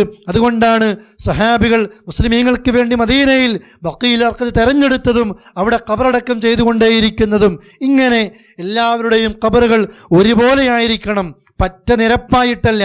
അതുപോലെ തന്നെ ഉയർന്ന ബിൽഡിങ്ങിൻ്റെ ആ നില ഉയർത്താനും പാടില്ല, മറിച്ച് ഒരു ചാൺ മാത്രം ഉയർത്തിയിട്ട് പിന്നീട് ഹദീസുകളിൽ കാണാം ഖബറൊന്ന് തിരിച്ചറിയാൻ വേണ്ടി കല്ല് വെക്കുന്നത് അനുവദനീയമാണ്. അഥവാ ഒരു ഖബറിൻ്റെ രണ്ട് ഭാഗവും തിരിച്ചറിയേണ്ടതുണ്ട്. അഥവാ തലയുടെ ഭാഗത്ത് കല്ല് വെക്കാൻ പ്രത്യേകമായി ഹദീസുകളിൽ കാണാം, അന്നഹു സല്ലല്ലാഹു അലൈഹി വസല്ലം വളഅ സുഖറതൻ അലാ ഖബരി ഉസ്മാൻ ഇബ്നു മൽഊൻ വഖാല അഅലമു ബിഹാ ഖബറ അഖി. അഥവാ അല്ലാഹുവിൻ്റെ റസൂല് മദീനത്ത് ഉസ്മാൻ ഇബ്നു മൽഊൻ റളിയല്ലാഹു അൻഹു മരിച്ചു. അദ്ദേഹത്തിൻ്റെ മയ്യിത്തായിരുന്നു മദീനത്തെ പള്ളിയുടെ തൊട്ടപ്പുറത്ത് ഇന്ന് നമ്മൾ കാണുന്ന ബഖീഉൽ അർഖദ് എന്ന പേരുള്ള ആ ഖബർസ്ഥാനിൽ ആദ്യമായി വെക്കപ്പെട്ട ഖബർ ഉസ്മാൻ ഇബ്നു മൽഊൻ റളിയല്ലാഹു അൻഹുവിൻ്റെ ഖബറായിരുന്നു. എന്നിട്ട് അതിനെപ്പറ്റി കാണാം, ഉസ്മാൻ ഇബ്നു മൽഊൻ റളിയല്ലാഹു അൻഹു മരിച്ചപ്പോൾ അല്ലാഹുവിൻ്റെ റസൂല് ആളെ പറഞ്ഞയച്ചു ഒരു കല്ല് കൊണ്ടുവരാൻ. ആ കല്ല് കൊണ്ടുവരുമ്പോൾ ഫലം യസ്തതി ഹംല, ആ സ്വഹാബിക്ക് അത് വഹിക്കാൻ കഴിയുന്നില്ല. ആ സമയത്ത് അവിടത്തേക്ക് അല്ലാഹുവിൻ്റെ റസൂല് പോയി. എന്നിട്ട് അവിടുന്ന് തൻ്റെ വസ്ത്രമൊക്കെ അങ്ങോട്ട് മാറ്റിയിട്ട് അല്ലാഹുവിൻ്റെ റസൂല് ആ കല്ല്, മറ്റേ സ്വഹാബിക്ക് പൊങ്ങാത്ത കല്ല് ഒറ്റയ്ക്ക് പൊന്തിക്കുകയാണ്. സ്വഹാബി പറയുന്നു, അഥവാ കസീർ ഇബ്നു സയ്യിദ് പറയാണ്, ഞാനിങ്ങനെ കാണുകയാണ് അല്ലാഹുവിൻ്റെ റസൂല് തൻ്റെ ജുബ്ബയുടെ കൈ ഉയർത്തിയിട്ട് ആ കല്ലിങ്ങനെ പൊക്കുന്ന നേരത്ത് എൻ്റെ കണ്ണുകൾ കൊണ്ട് അല്ലാഹുവിൻ്റെ റസൂലിൻ്റെ ആ ശരീരത്തിൻ്റെ ഭാഗം ഞാനിങ്ങനെ കാണുകയാണ്. മറ്റേ സ്വഹാബിക്ക് ആ കല്ല് പൊങ്ങിയിട്ടില്ലല്ലോ. അങ്ങനെ റസൂൽ കരീം സല്ലല്ലാഹു അലൈഹി വസല്ലമ ആ കല്ല് കൊണ്ടുവന്നിട്ട് ആ ഖബറിൻ്റെ ഒരു ഭാഗത്ത് ഇങ്ങനെ വെക്കുകയാണ്. തലയുടെ ഭാഗത്താണ് എന്നതൊക്കെ ചില പണ്ഡിതന്മാരൊക്കെ ഇതിനെ വിശദീകരിച്ച് കാണാവുന്നതുമാണ്. എന്തിനു വേണ്ടിയാണ് ഇത്? ഖബറാണെന്ന് ഒന്ന് തിരിച്ചറിയാൻ, എനിക്ക് എൻ്റെ സഹോദരനെ തിരിച്ചറിയാൻ വേണ്ടിയാണ് എന്നത് മഹാനായ റസൂൽ കരീം സല്ലല്ലാഹു അലൈഹി വസല്ലമ ഈ ഹദീസിൻ്റെ അവസാന ഭാഗത്ത് പറയുകയും ചെയ്യുന്നു.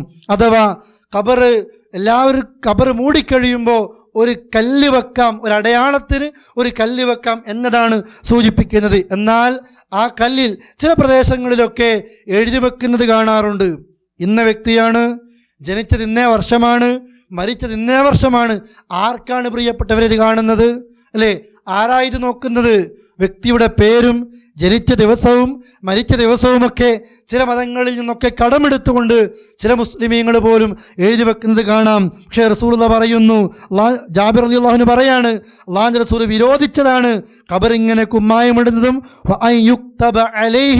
ആ ഖബറിന്മേൽ എന്തെങ്കിലും എഴുതി വെക്കുന്നതും അല്ലാഹുവിന്റെ റസൂൽ കരീം സ്വല്ലല്ലാഹു അലൈഹി വസല്ലമ വിരോധിച്ചിട്ടുണ്ട്.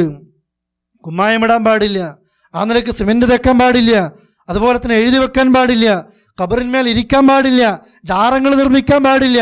സാധാരണ നിലയിൽ എല്ലാവരുടെയും ഖബർ ഒരു ചാൺ മാത്രം ഉയർന്നു നിൽക്കുന്ന രീതിയിലാണ് ഖബർ വേണ്ടത് എന്നതാണ് ഹദീസിൽ കാണാൻ സാധിക്കുന്നത്. അതുപോലെ തന്നെ ഖബറടക്കാൻ കഴിഞ്ഞ് ആ ഖബറിൻ്റെ മുകളിലൂടെ വെള്ളം തളിക്കുന്നതും പണ്ഡിതന്മാർ ചർച്ച ചെയ്ത വിഷയമാണ്. ഇത് എന്തോ ഒരു സുന്നത്ത് എന്ന നിലക്ക് ചില ആളുകളൊക്കെ പറയാറുണ്ട്. അങ്ങനൊരു സുന്നത്തില്ല.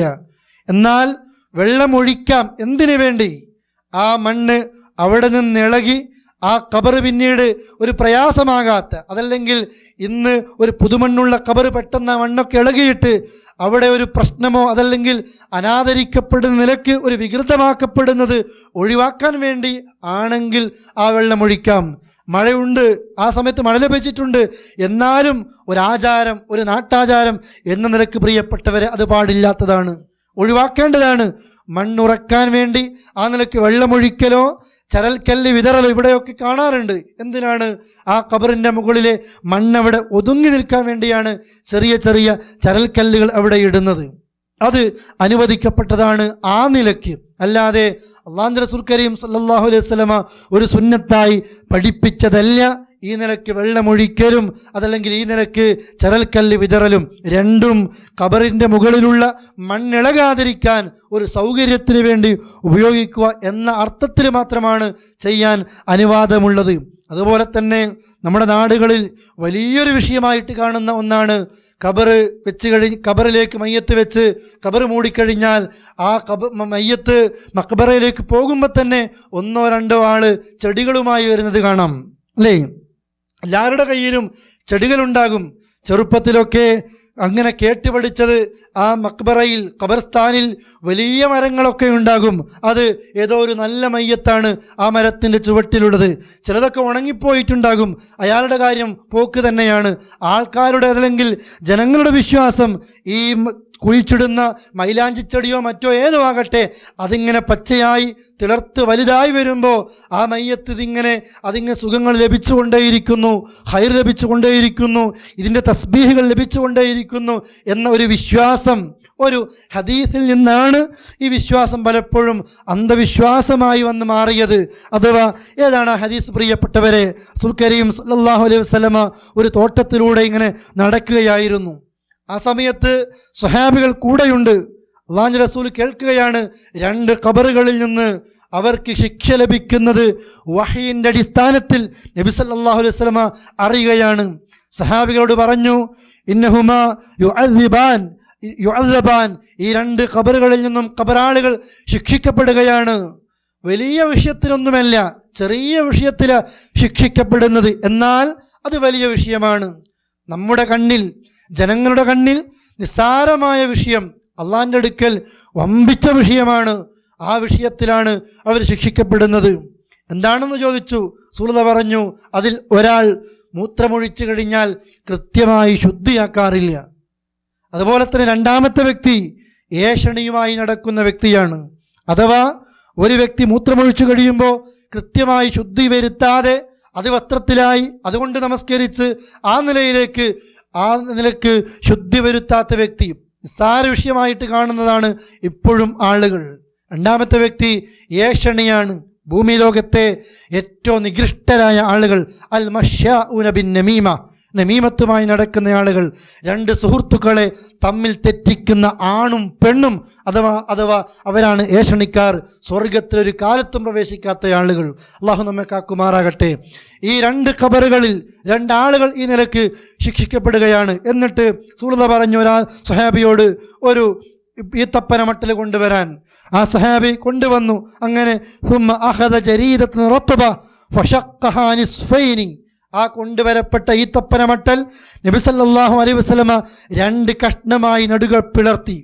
ഫഗറസ ഫീ കുല്ലി ഖബരിൻ വാഹിദ, ഓരോ ഖബറിന്മേലും ഈ പച്ചമട്ടൽ കുത്തി.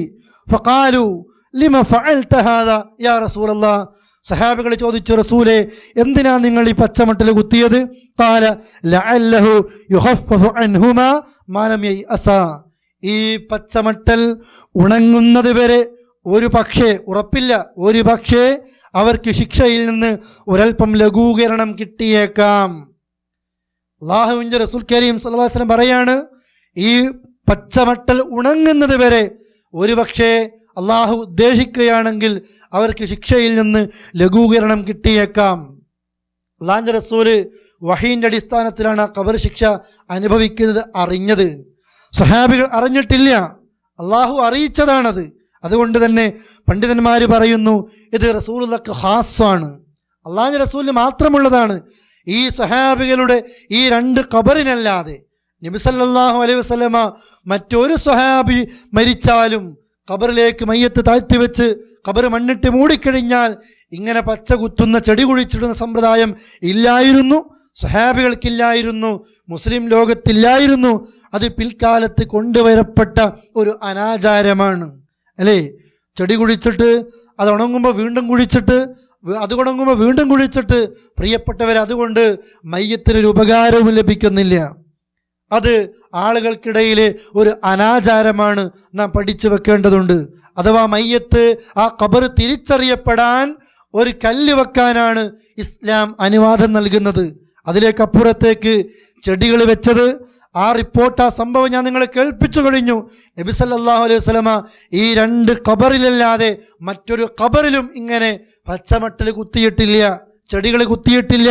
ഇതിലെന്തെങ്കിലും നന്മയുണ്ടെങ്കിൽ, പുണ്യമുണ്ടെങ്കിൽ ഏത് ഖബറിലും ഇത് കുത്തിക്കഴിഞ്ഞാൽ ശിക്ഷയ്ക്ക് ലഘൂകരണം കിട്ടുമായിരുന്നുവെങ്കിൽ അള്ളാഹുവിൻ്റെ റസൂലോ സ്വഹാബികളോ താബിഈങ്ങളോ ഇത് ഒഴിവാക്കുമായിരുന്നില്ല. പക്ഷെ അവരാരും ചെയ്തിട്ടില്ല. എന്തുകൊണ്ടാണ് ചെയ്യാത്തത്? അങ്ങനെ ഒരു സമ്പ്രദായം മഹാനായ റസൂൽ കരീം സല്ലല്ലാഹു അലൈഹി വസല്ലമ പഠിപ്പിച്ചിട്ടില്ല. അതുകൊണ്ട് ആ നിലയ്ക്ക് തന്നെ നമ്മൾ കാര്യങ്ങൾ മനസ്സിലാക്കണം. ഖബറും പുറത്ത് പോയിട്ട് വഴക്കുണ്ടാക്കാൻ വേണ്ടി പറഞ്ഞതല്ല ഇത്. ഇയാൾ ഗൾഫിൽ പോയി എന്തോ കാര്യങ്ങൾ പഠിച്ചു, എപ്പോൾ വന്നാലും പ്രശ്നങ്ങളാ എന്ന നിലയിലേക്കാണ് ആളുകൾ പലപ്പോഴും കാണാറുള്ളത്. അറിവ് കേൾക്കുന്നത്, നമ്മൾ മനസ്സിലാക്കുന്നത്, അത് മറ്റുള്ളവരെ ബോധ്യപ്പെടുത്തുമ്പോൾ നസീഹത്തോടുകൂടി ബോധ്യപ്പെടുത്തി ആളുകൾക്ക് കാര്യം പറഞ്ഞു കൊടുത്ത് പഠിപ്പിക്കുന്ന രീതി പ്രിയപ്പെട്ടവരെ സാധിക്കണം. അള്ളാഹു അനുഗ്രഹിക്കുമാറാകട്ടെ. ഇതാണ് ആ വിഷയവുമായി ബന്ധപ്പെട്ടുകൊണ്ട് സൂചിപ്പിക്കാനുള്ളത്. ഇനി ഖബറടക്കം ചെയ്തു കഴിഞ്ഞാൽ പിന്നീടുള്ളത് തസ്ബീത്താണ്. തസ്ബീത്ത്, അതുപോലെ തന്നെ നിങ്ങൾക്ക് കേട്ടുപരിചയമുള്ള മറ്റൊരു കാര്യമുണ്ട്, തൽഖീൻ. ഇത് രണ്ടുമാണ് ആളുകൾക്കിടയിൽ തർക്കങ്ങളും എന്നാൽ അതുപോലെ തന്നെ ഭിന്ന അഭിപ്രായങ്ങളും ഉണ്ടായിരിക്കുന്ന ഒരു വിഷയമാണ് തസ്ബീത്തും തൽഖീനും. അഥവാ എന്താണ് ഇസ്ലാമികപരമായിട്ട് സുന്നത്തുള്ളത്? ഖബറടക്കം ചെയ്തു കഴിഞ്ഞാൽ കാന നബിയു സല്ലല്ലാഹു അലൈഹി വസല്ലം ഇദാ ഫറഗ മിൻ ദഫ്നിൽ മയ്യിത്തി വഖഫ അലൈഹി വഖാൽ ഇസ്തഗ്ഫിറൂ ലിഅഖീകും വസലൂ ലഹു തസ്ബീത് ഫഇന്നഹു അൽആന യുസ്അൽ. അഥവാ ഒരു ഖബറടക്കം നിർവഹിച്ചു കഴിഞ്ഞാൽ, ഒരു മയ്യത്തിനെ ദഫൻ ചെയ്തു കഴിഞ്ഞാൽ ആ ഖബറിൻ്റെ സമീപത്ത് വെച്ച് റസൂൽ പറയും, ഇസ്തഗ്ഫിറൂ ലിഅഖീകും, നിങ്ങളുടെ കൂട്ടുകാരന് വേണ്ടി നിങ്ങൾ അള്ളാഹിനോട് മാപ്പിരുന്നു. വസലൂ ലഹു തസ്ബീത്, ഈ ഖബറാളിക്ക് വേണ്ടി അള്ളാഹുവോട് നിങ്ങൾ തസ്ബീത്തിനെ ചോദിച്ചോ. ഫഇന്നഹുൽ ആന യുസ്അൽ, ഈ സമയത്ത് ആ ഖബറാളി ചോദ്യം ചെയ്യപ്പെടും. അഥവാ ഇതാണ് റസൂലുള്ളാഹിയുടെ പദപ്രയോഗങ്ങൾ. തസ്ബീത്തിന് വേണ്ടിയാണ് അവിടുന്ന് പഠിപ്പിക്കുന്നത്. എന്താണ് തസ്ബീത്ത്? അവിടുന്ന് പറഞ്ഞു, നിങ്ങൾ ഖബറടക്കം ചെയ്ത് കഴിഞ്ഞാൽ അള്ളാഹുവോട് ഈ ഖബറാളിക്ക് വേണ്ടി മാപ്പിനെ ചോദിക്കണം, അള്ളാഹുവെ പുറത്തു കൊടുക്കണേ എന്ന്. അതുപോലെ തന്നെ തസ്ബീത്ത് ചോദിക്കണം, സ്ഥൈര്യം ചോദിക്കണം. അഥവാ മലക്കുകൾ വന്ന് ചോദ്യം ചോദിക്കുമ്പോൾ യുസബ്ബിത്തുല്ലാഹു അല്ലദീന ആമനു ബിൽ ഖൗലി സാബിത്, അഥവാ കൃത്യമായി ഈമാനികമായി ഇസ്ലാമികപരമായി ജീവിതം മുന്നോട്ട് കൊണ്ടുപോകുന്ന ആളുകൾക്ക് അല്ലാഹു തആല സ്ഥൈര്യം കൊടുക്കും. എന്താണ് സ്ഥൈര്യം? മലക്കുകൾ വന്ന് ചോദിക്കും, ഖബറിലെ ഫിത്നയുണ്ട്, ഇൻഷാ അല്ലാഹ് പിന്നീട് വിശദീകരിക്കപ്പെടും. ഖബറിലെ ഫിത്ന എന്ന് പറയുന്നത് 3 ചോദ്യങ്ങളാണ്. ഭൂമിയിൽ ദജ്ജാൽ വന്നിറങ്ങി കുഴപ്പങ്ങൾ ഉണ്ടാക്കുമ്പോൾ എത്ര ഫിത്നയുണ്ടാകുമോ ആ കുഴപ്പം പോലെ, അതിനേക്കാൾ ഭയാനകമാണ് ഖബറിലെ 3 ചോദ്യങ്ങൾ. നിന്റെ റബ്ബാര, നിന്റെ മതമേതാ, റസൂലുള്ളാഹിയെ കാണിച്ചിട്ട് ഇദ്ദേഹത്തെക്കുറിച്ച് നിനക്ക് എന്ത് പറയാനുണ്ട് എന്ന് ചോദിക്കുന്ന ഈ സമയത്ത് എൻ്റെ റബ്ബ് അള്ളയാണെന്നും എൻ്റെ മതം ഇസ്ലാമാണെന്നും ഇത് മുഹമ്മദ് മുസ്തഫയാണ്, ജാഅനാ ബിൽ ബയ്യിനാത്ത്, വ്യക്തമായ ദൃഷ്ടാന്തങ്ങളുമായി ഞങ്ങൾക്ക് വന്ന പ്രവാചകനാണ് എന്ന് പറയാനുള്ള ചങ്കൂറ്റവും ധൈര്യവും പ്രിയപ്പെട്ടവരെ ലഭിക്കാൻ വേണ്ടി ഈ ഖബറാളിക്ക് വേണ്ടി അള്ളാഹുവോട് നിങ്ങൾ തസ്ബീത്തിനെ ചോദിക്കണേ എന്ന് റസൂൽ കരീം സല്ലല്ലാഹു അലൈഹി വസല്ലം പഠിപ്പിക്കുന്നു. ഇതിൻ്റെ രീതി എന്താ? ഇത്രയേറെ റസൂൽ പഠിപ്പിച്ചിട്ടുള്ളൂ. തസ്ബീത്ത് ചോദിക്കണം അള്ളാഹിനോട്, മാപ്പ് ചോദിക്കണം അള്ളാഹിനോട്. എങ്ങനെ ചോദിക്കണമെന്ന ഒരു പദപ്രയോഗം ഖുർആനിലോ ഹദീസിലോ വന്നിട്ടില്ല. തസ്ബീത്ത് ചോദിക്കണമെന്നേ വന്നിട്ടുള്ളൂ. ഒരു ഹദീസിലും ഒരു തസ്ബീത്തിൻ്റെ ഒരു വാചകവും വന്നിട്ടില്ല. മറിച്ച് ഈ തസ്ബീത്ത് ചോദിക്കണം എന്ന്, സ്ഥൈര്യത്തിന് വേണ്ടി ചോദിക്കണം എന്ന് ഈ ഹദീസിൻ്റെ അടിസ്ഥാനത്തിൽ പിൽക്കാലത്ത് ആരോ ഉണ്ടാക്കിയതാണ്. ആ വാചകത്തിന് അനുയോജ്യമായ നിരക്കുള്ള ചില പ്രയോഗങ്ങളിൽ നമ്മുടെ നാടുകളിലൊക്കെ ചില ആളുകളൊക്കെ ചൊല്ലിക്കൊണ്ടിരിക്കുന്ന, പലരും ചൊല്ലിക്കൊണ്ടിരിക്കുന്ന അല്ലാഹുമ്മ സബ്ബിത്ഹു ഇൻദ സുആൽ, അല്ലാഹുമ്മ അൽഹിമുൽ ജവാബ്, അല്ലാഹുമ്മ ജാഫിൽ ഖബ്ര അൻ ജംബൈ, അല്ലാഹുമ്മ ഉഫിർ ലഹു വർഹംഹു, അല്ലാഹുമ്മ ആമിൻഹു മിൻ കുല്ലിൽ ഫസഅ. ഇതാണ് ആളുകൾ ഇങ്ങനെ ചൊല്ലിക്കൊണ്ടിരിക്കുന്നത്, അർത്ഥമറിഞ്ഞും അർത്ഥമറിയാതെയും. അല്ലാഹുമ്മ സബ്ബിത്ഹു ഇൻദ സുആൽ, അല്ലാഹുവേ ഈ മയ്യത്തിനോട് ചോദ്യം ചോദിക്കുമ്പോൾ ഉത്തരം പറയാനുള്ള കരുത്ത് നൽകണേയെന്ന് അള്ളാഹുവോട് പ്രാർത്ഥിക്കുകയാണ്. അല്ലാഹുവേ ഈ വ്യക്തിക്ക് ഉത്തരം മനസ്സിൽ ഖബറാളിയോട് ചോദ്യം ചോദിക്കപ്പെടുമ്പോൾ ഈ ഖബറാളിക്ക് ഉത്തരം കൊടുക്കാൻ ഉത്തരം തോന്നിപ്പിക്കണേയെന്ന് പ്രാർത്ഥിക്കുന്നു. അല്ലാഹുവേ ഈ മയ്യത്തിനെ എല്ലാ ഭീതിയിൽ നിന്നും എല്ലാ പ്രയാസങ്ങളിൽ നിന്നും രക്ഷിക്കണേയെന്ന് അള്ളാഹുവോട് ചോദിക്കുന്നു. ഈ മയ്യത്തിനോട് അല്ലാഹുവേ റഹ്മത്ത് ചെയ്യണേ, ഈ മയ്യത്തിന് പുറത്തു കൊടുക്കണേയെന്ന് അള്ളാഹുവോട് പ്രാർത്ഥിക്കുന്ന ഈ നിലക്കുള്ള പ്രാർത്ഥനകൾ, ഇതാണ് പ്രിയപ്പെട്ടവരെ ആളുകൾ ഇങ്ങനെ ചോദിക്കുന്നത്. ഇത് മാത്രമല്ല തസ്ബീത്തിൻ്റെ വാചകങ്ങൾ എന്ന് നാം പഠിക്കേണ്ടതുണ്ട്. ഈ ചൊല്ലുന്ന അല്ലാഹുമ്മ സബ്ബിത്ഹു ഇൻദ സുആൽ എന്ന വാചകം പോലും അല്ലാഹുവിൻ്റെ റസൂൽ കരീം സല്ലല്ലാഹു അലൈഹി വസല്ലമ പഠിപ്പിച്ചതല്ല. ചൊല്ലാവുന്നതാണ്, ആർക്കും ചൊല്ലാവുന്നതാണ്. അർത്ഥമറിഞ്ഞുകൊണ്ട് ചൊല്ലണം. ഖബറടക്കം പൂർത്തിയാക്കിയാൽ ആളുകളൊക്കെ ഈ ഖബറിലേക്ക് മയ്യത്ത് താഴ്ത്തിവെച്ച് പലക വെച്ച് മണ്ണിടാൻ തുടങ്ങുമ്പോൾ ചൊല്ലാൻ തുടങ്ങുന്നത് കാണാം. അല്ല, ഖബറിൻ്റെ പണി മുഴുവൻ പൂർത്തിയായിട്ട് വേണം ഈ തസ്ബീത്ത് ആരംഭിക്കാൻ. ഒരാൾ ചൊല്ലി മറ്റൊരാൾ ഏറ്റു ചെല്ലുന്ന സ്വഭാവം ഇസ്ലാമിലില്ല. ഖബറും പുറത്ത് അല്ലാഹുവിൻ്റെ റസൂൽ, നിങ്ങൾ ഈ ഖബറാളിക്ക് വേണ്ടി തസ്ബീത്ത് ചോദിച്ചോ, ഇത് ആളുകൾക്കറിയില്ല. നിങ്ങൾ ഈ പദപ്രയോഗങ്ങൾ തന്നെ നടത്തേണ്ടതില്ല. നിന്റെ ഉമ്മക്ക് വേണ്ടി നീ ചോദിക്ക്, നിന്റെ മനസ്സിൽ തോന്നുന്ന കാര്യങ്ങളൊക്കെ. ബാപ്പയ്ക്ക് വേണ്ടി, കൂട്ടുകാരന് വേണ്ടി, നിന്റെ നാട്ടുകാരന് വേണ്ടി, ഈ പരിചയക്കാരന് വേണ്ടി നിനക്കെന്താണോ സാധിക്കുന്നത്, ഏത് ഭാഷയിലാണോ കഴിയുന്നത് നീ ചോദിച്ചോ. അല്ലാതെ പ്രകടനം വിളിക്കുന്നത് പോലെ ഒരാളിങ്ങനെ ചൊല്ലി ചുറ്റുഭാഗത്തും കൂടി നിൽക്കുന്ന ആളുകൾ ഇങ്ങനെ കൈ ഉയർത്തിയിട്ട്, പ്രിയപ്പെട്ടവരെ അതുപോലും നാം മനസ്സിലാക്കണം, കൈ ഉയർത്തി പ്രാർത്ഥിക്കുമ്പോൾ പരമാവധി അദബാണ് ഖിബിലക്ക് നേരെ ഇരുന്ന് കൈ ഉയർത്തി പ്രാർത്ഥിക്കുക എന്നുള്ളത്. അതുപോലെ മാറ്റിയിട്ട് എല്ലാവരും അതിന് ഖിബിലക്ക് ഓപ്പോസിറ്റായിട്ടും വലത്താക്കിയിട്ടും ഇടത്തായിട്ടും ചുറ്റുഭാഗത്തും കൂടി ഇരുന്ന് ഒരാൾ ചൊല്ലി അവിടെയൊക്കെ പൗരോഹിത്യം കടന്നു വരികയാണ്. അങ്ങനെയല്ല.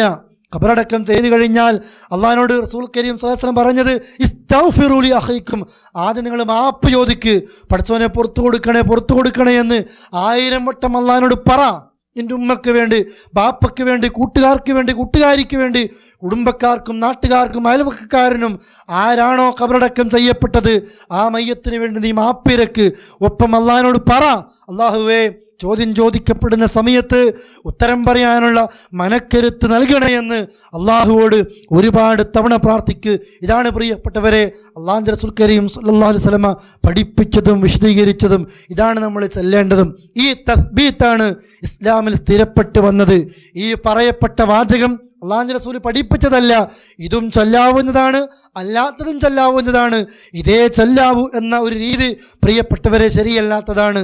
ഒപ്പം തൽഖീനിൻ്റെ വിഷയം എന്താണ്? തൽഖീൻ ഇതൊക്കെ ചൊല്ലുമ്പോൾ ആളുകൾ ഇങ്ങനെ ആത്മാർത്ഥമായി കരഞ്ഞ് പ്രാർത്ഥിക്കുമ്പോൾ ഇടയ്ക്ക് കാണാം ഒരാളിങ്ങനെ ഇഴഞ്ഞു പോയി ആ മയ്യത്തിൻ്റെ തലയുടെ ഭാഗത്ത് പോയിട്ടിരിക്കുന്നത്. എന്നിട്ട് അവിടെ നിന്ന് ഇങ്ങനെ കുശുകുശു പറയുന്നത് കാണാം. എന്താ പറയുന്നത്? ആ മയ്യത്തിനോട് പറയാണ്, ഇതാ നിന്നെ ഖബറടക്കം ചെയ്തു കഴിഞ്ഞു, ഇനി വരും ഭീകരന്മാരായ ഇദാ ജാഅക്കൽ മലക്കാനിൽ അസ്വദാനി അസ്റഖാനി, കറുത്തിരുണ്ട ഭീകരനായ 2 മലക്കുകൾ നിന്റെ അടുത്തേക്ക് വരും. ആരോടാ പറയുന്നത്? മരിച്ച മയ്യത്തിനോട് അല്ലേ? ഇത് കേൾക്കാനുള്ള ശക്തി ഉണ്ടെങ്കിൽ ആ മണ്ണിളക്കിയിട്ട് അദ്ദേഹം പുറത്തു വരും അല്ലേ? ഈ മയ്യത്തിനോട് പറഞ്ഞു കൊടുക്കുക ഒരാൾ. ആ മയ്യത്ത് മരിച്ചു പോയത് കൊണ്ടാണ് അദ്ദേഹം ഒന്നും ചെയ്യാത്തത്. കൂടിയിരിക്കുന്ന ആളുകൾക്ക് പോലും ബുദ്ധിയില്ലേ എന്ന് പ്രിയപ്പെട്ടവരെ സംശയിച്ചു പോകും.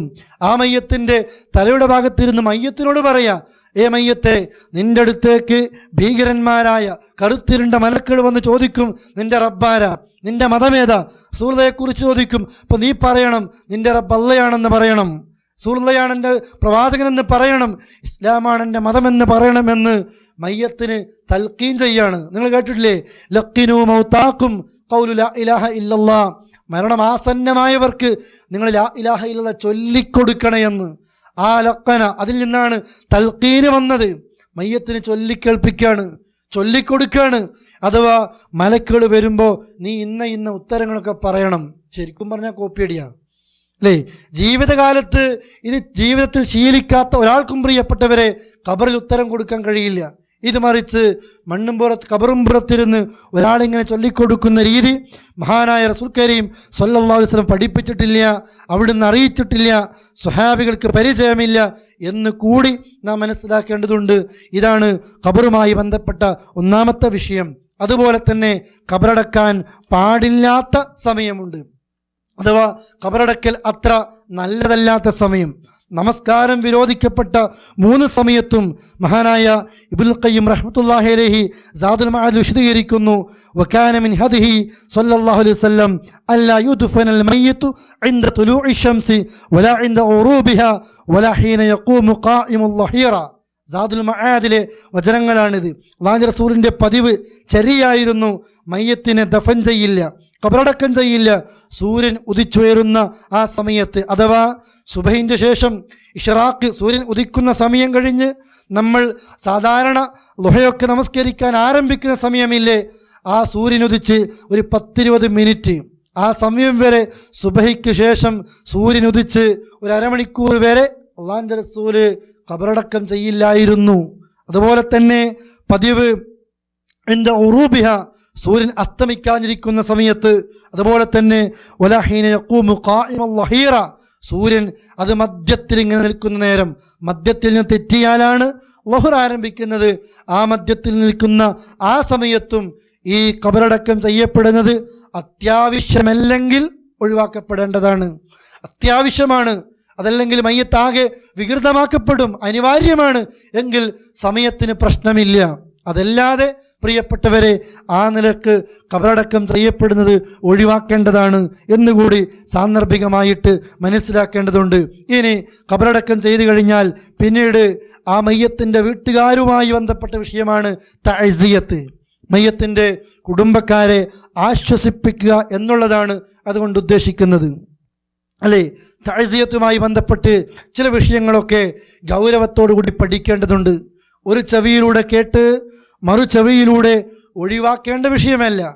എത്ര പഠിച്ചാലും നാട്ടിലെത്തുമ്പോൾ നാട്ടാചാരത്തിനാണ് പലപ്പോഴും മുൻതൂക്കം നൽകുന്നത്. എന്താണ് തഅസിയത്ത് പ്രിയപ്പെട്ടവരെ? മരിച്ച ആ മയ്യത്തിൻ്റെ ബന്ധുക്കളെ ആശ്വസിപ്പിക്കലാണത്.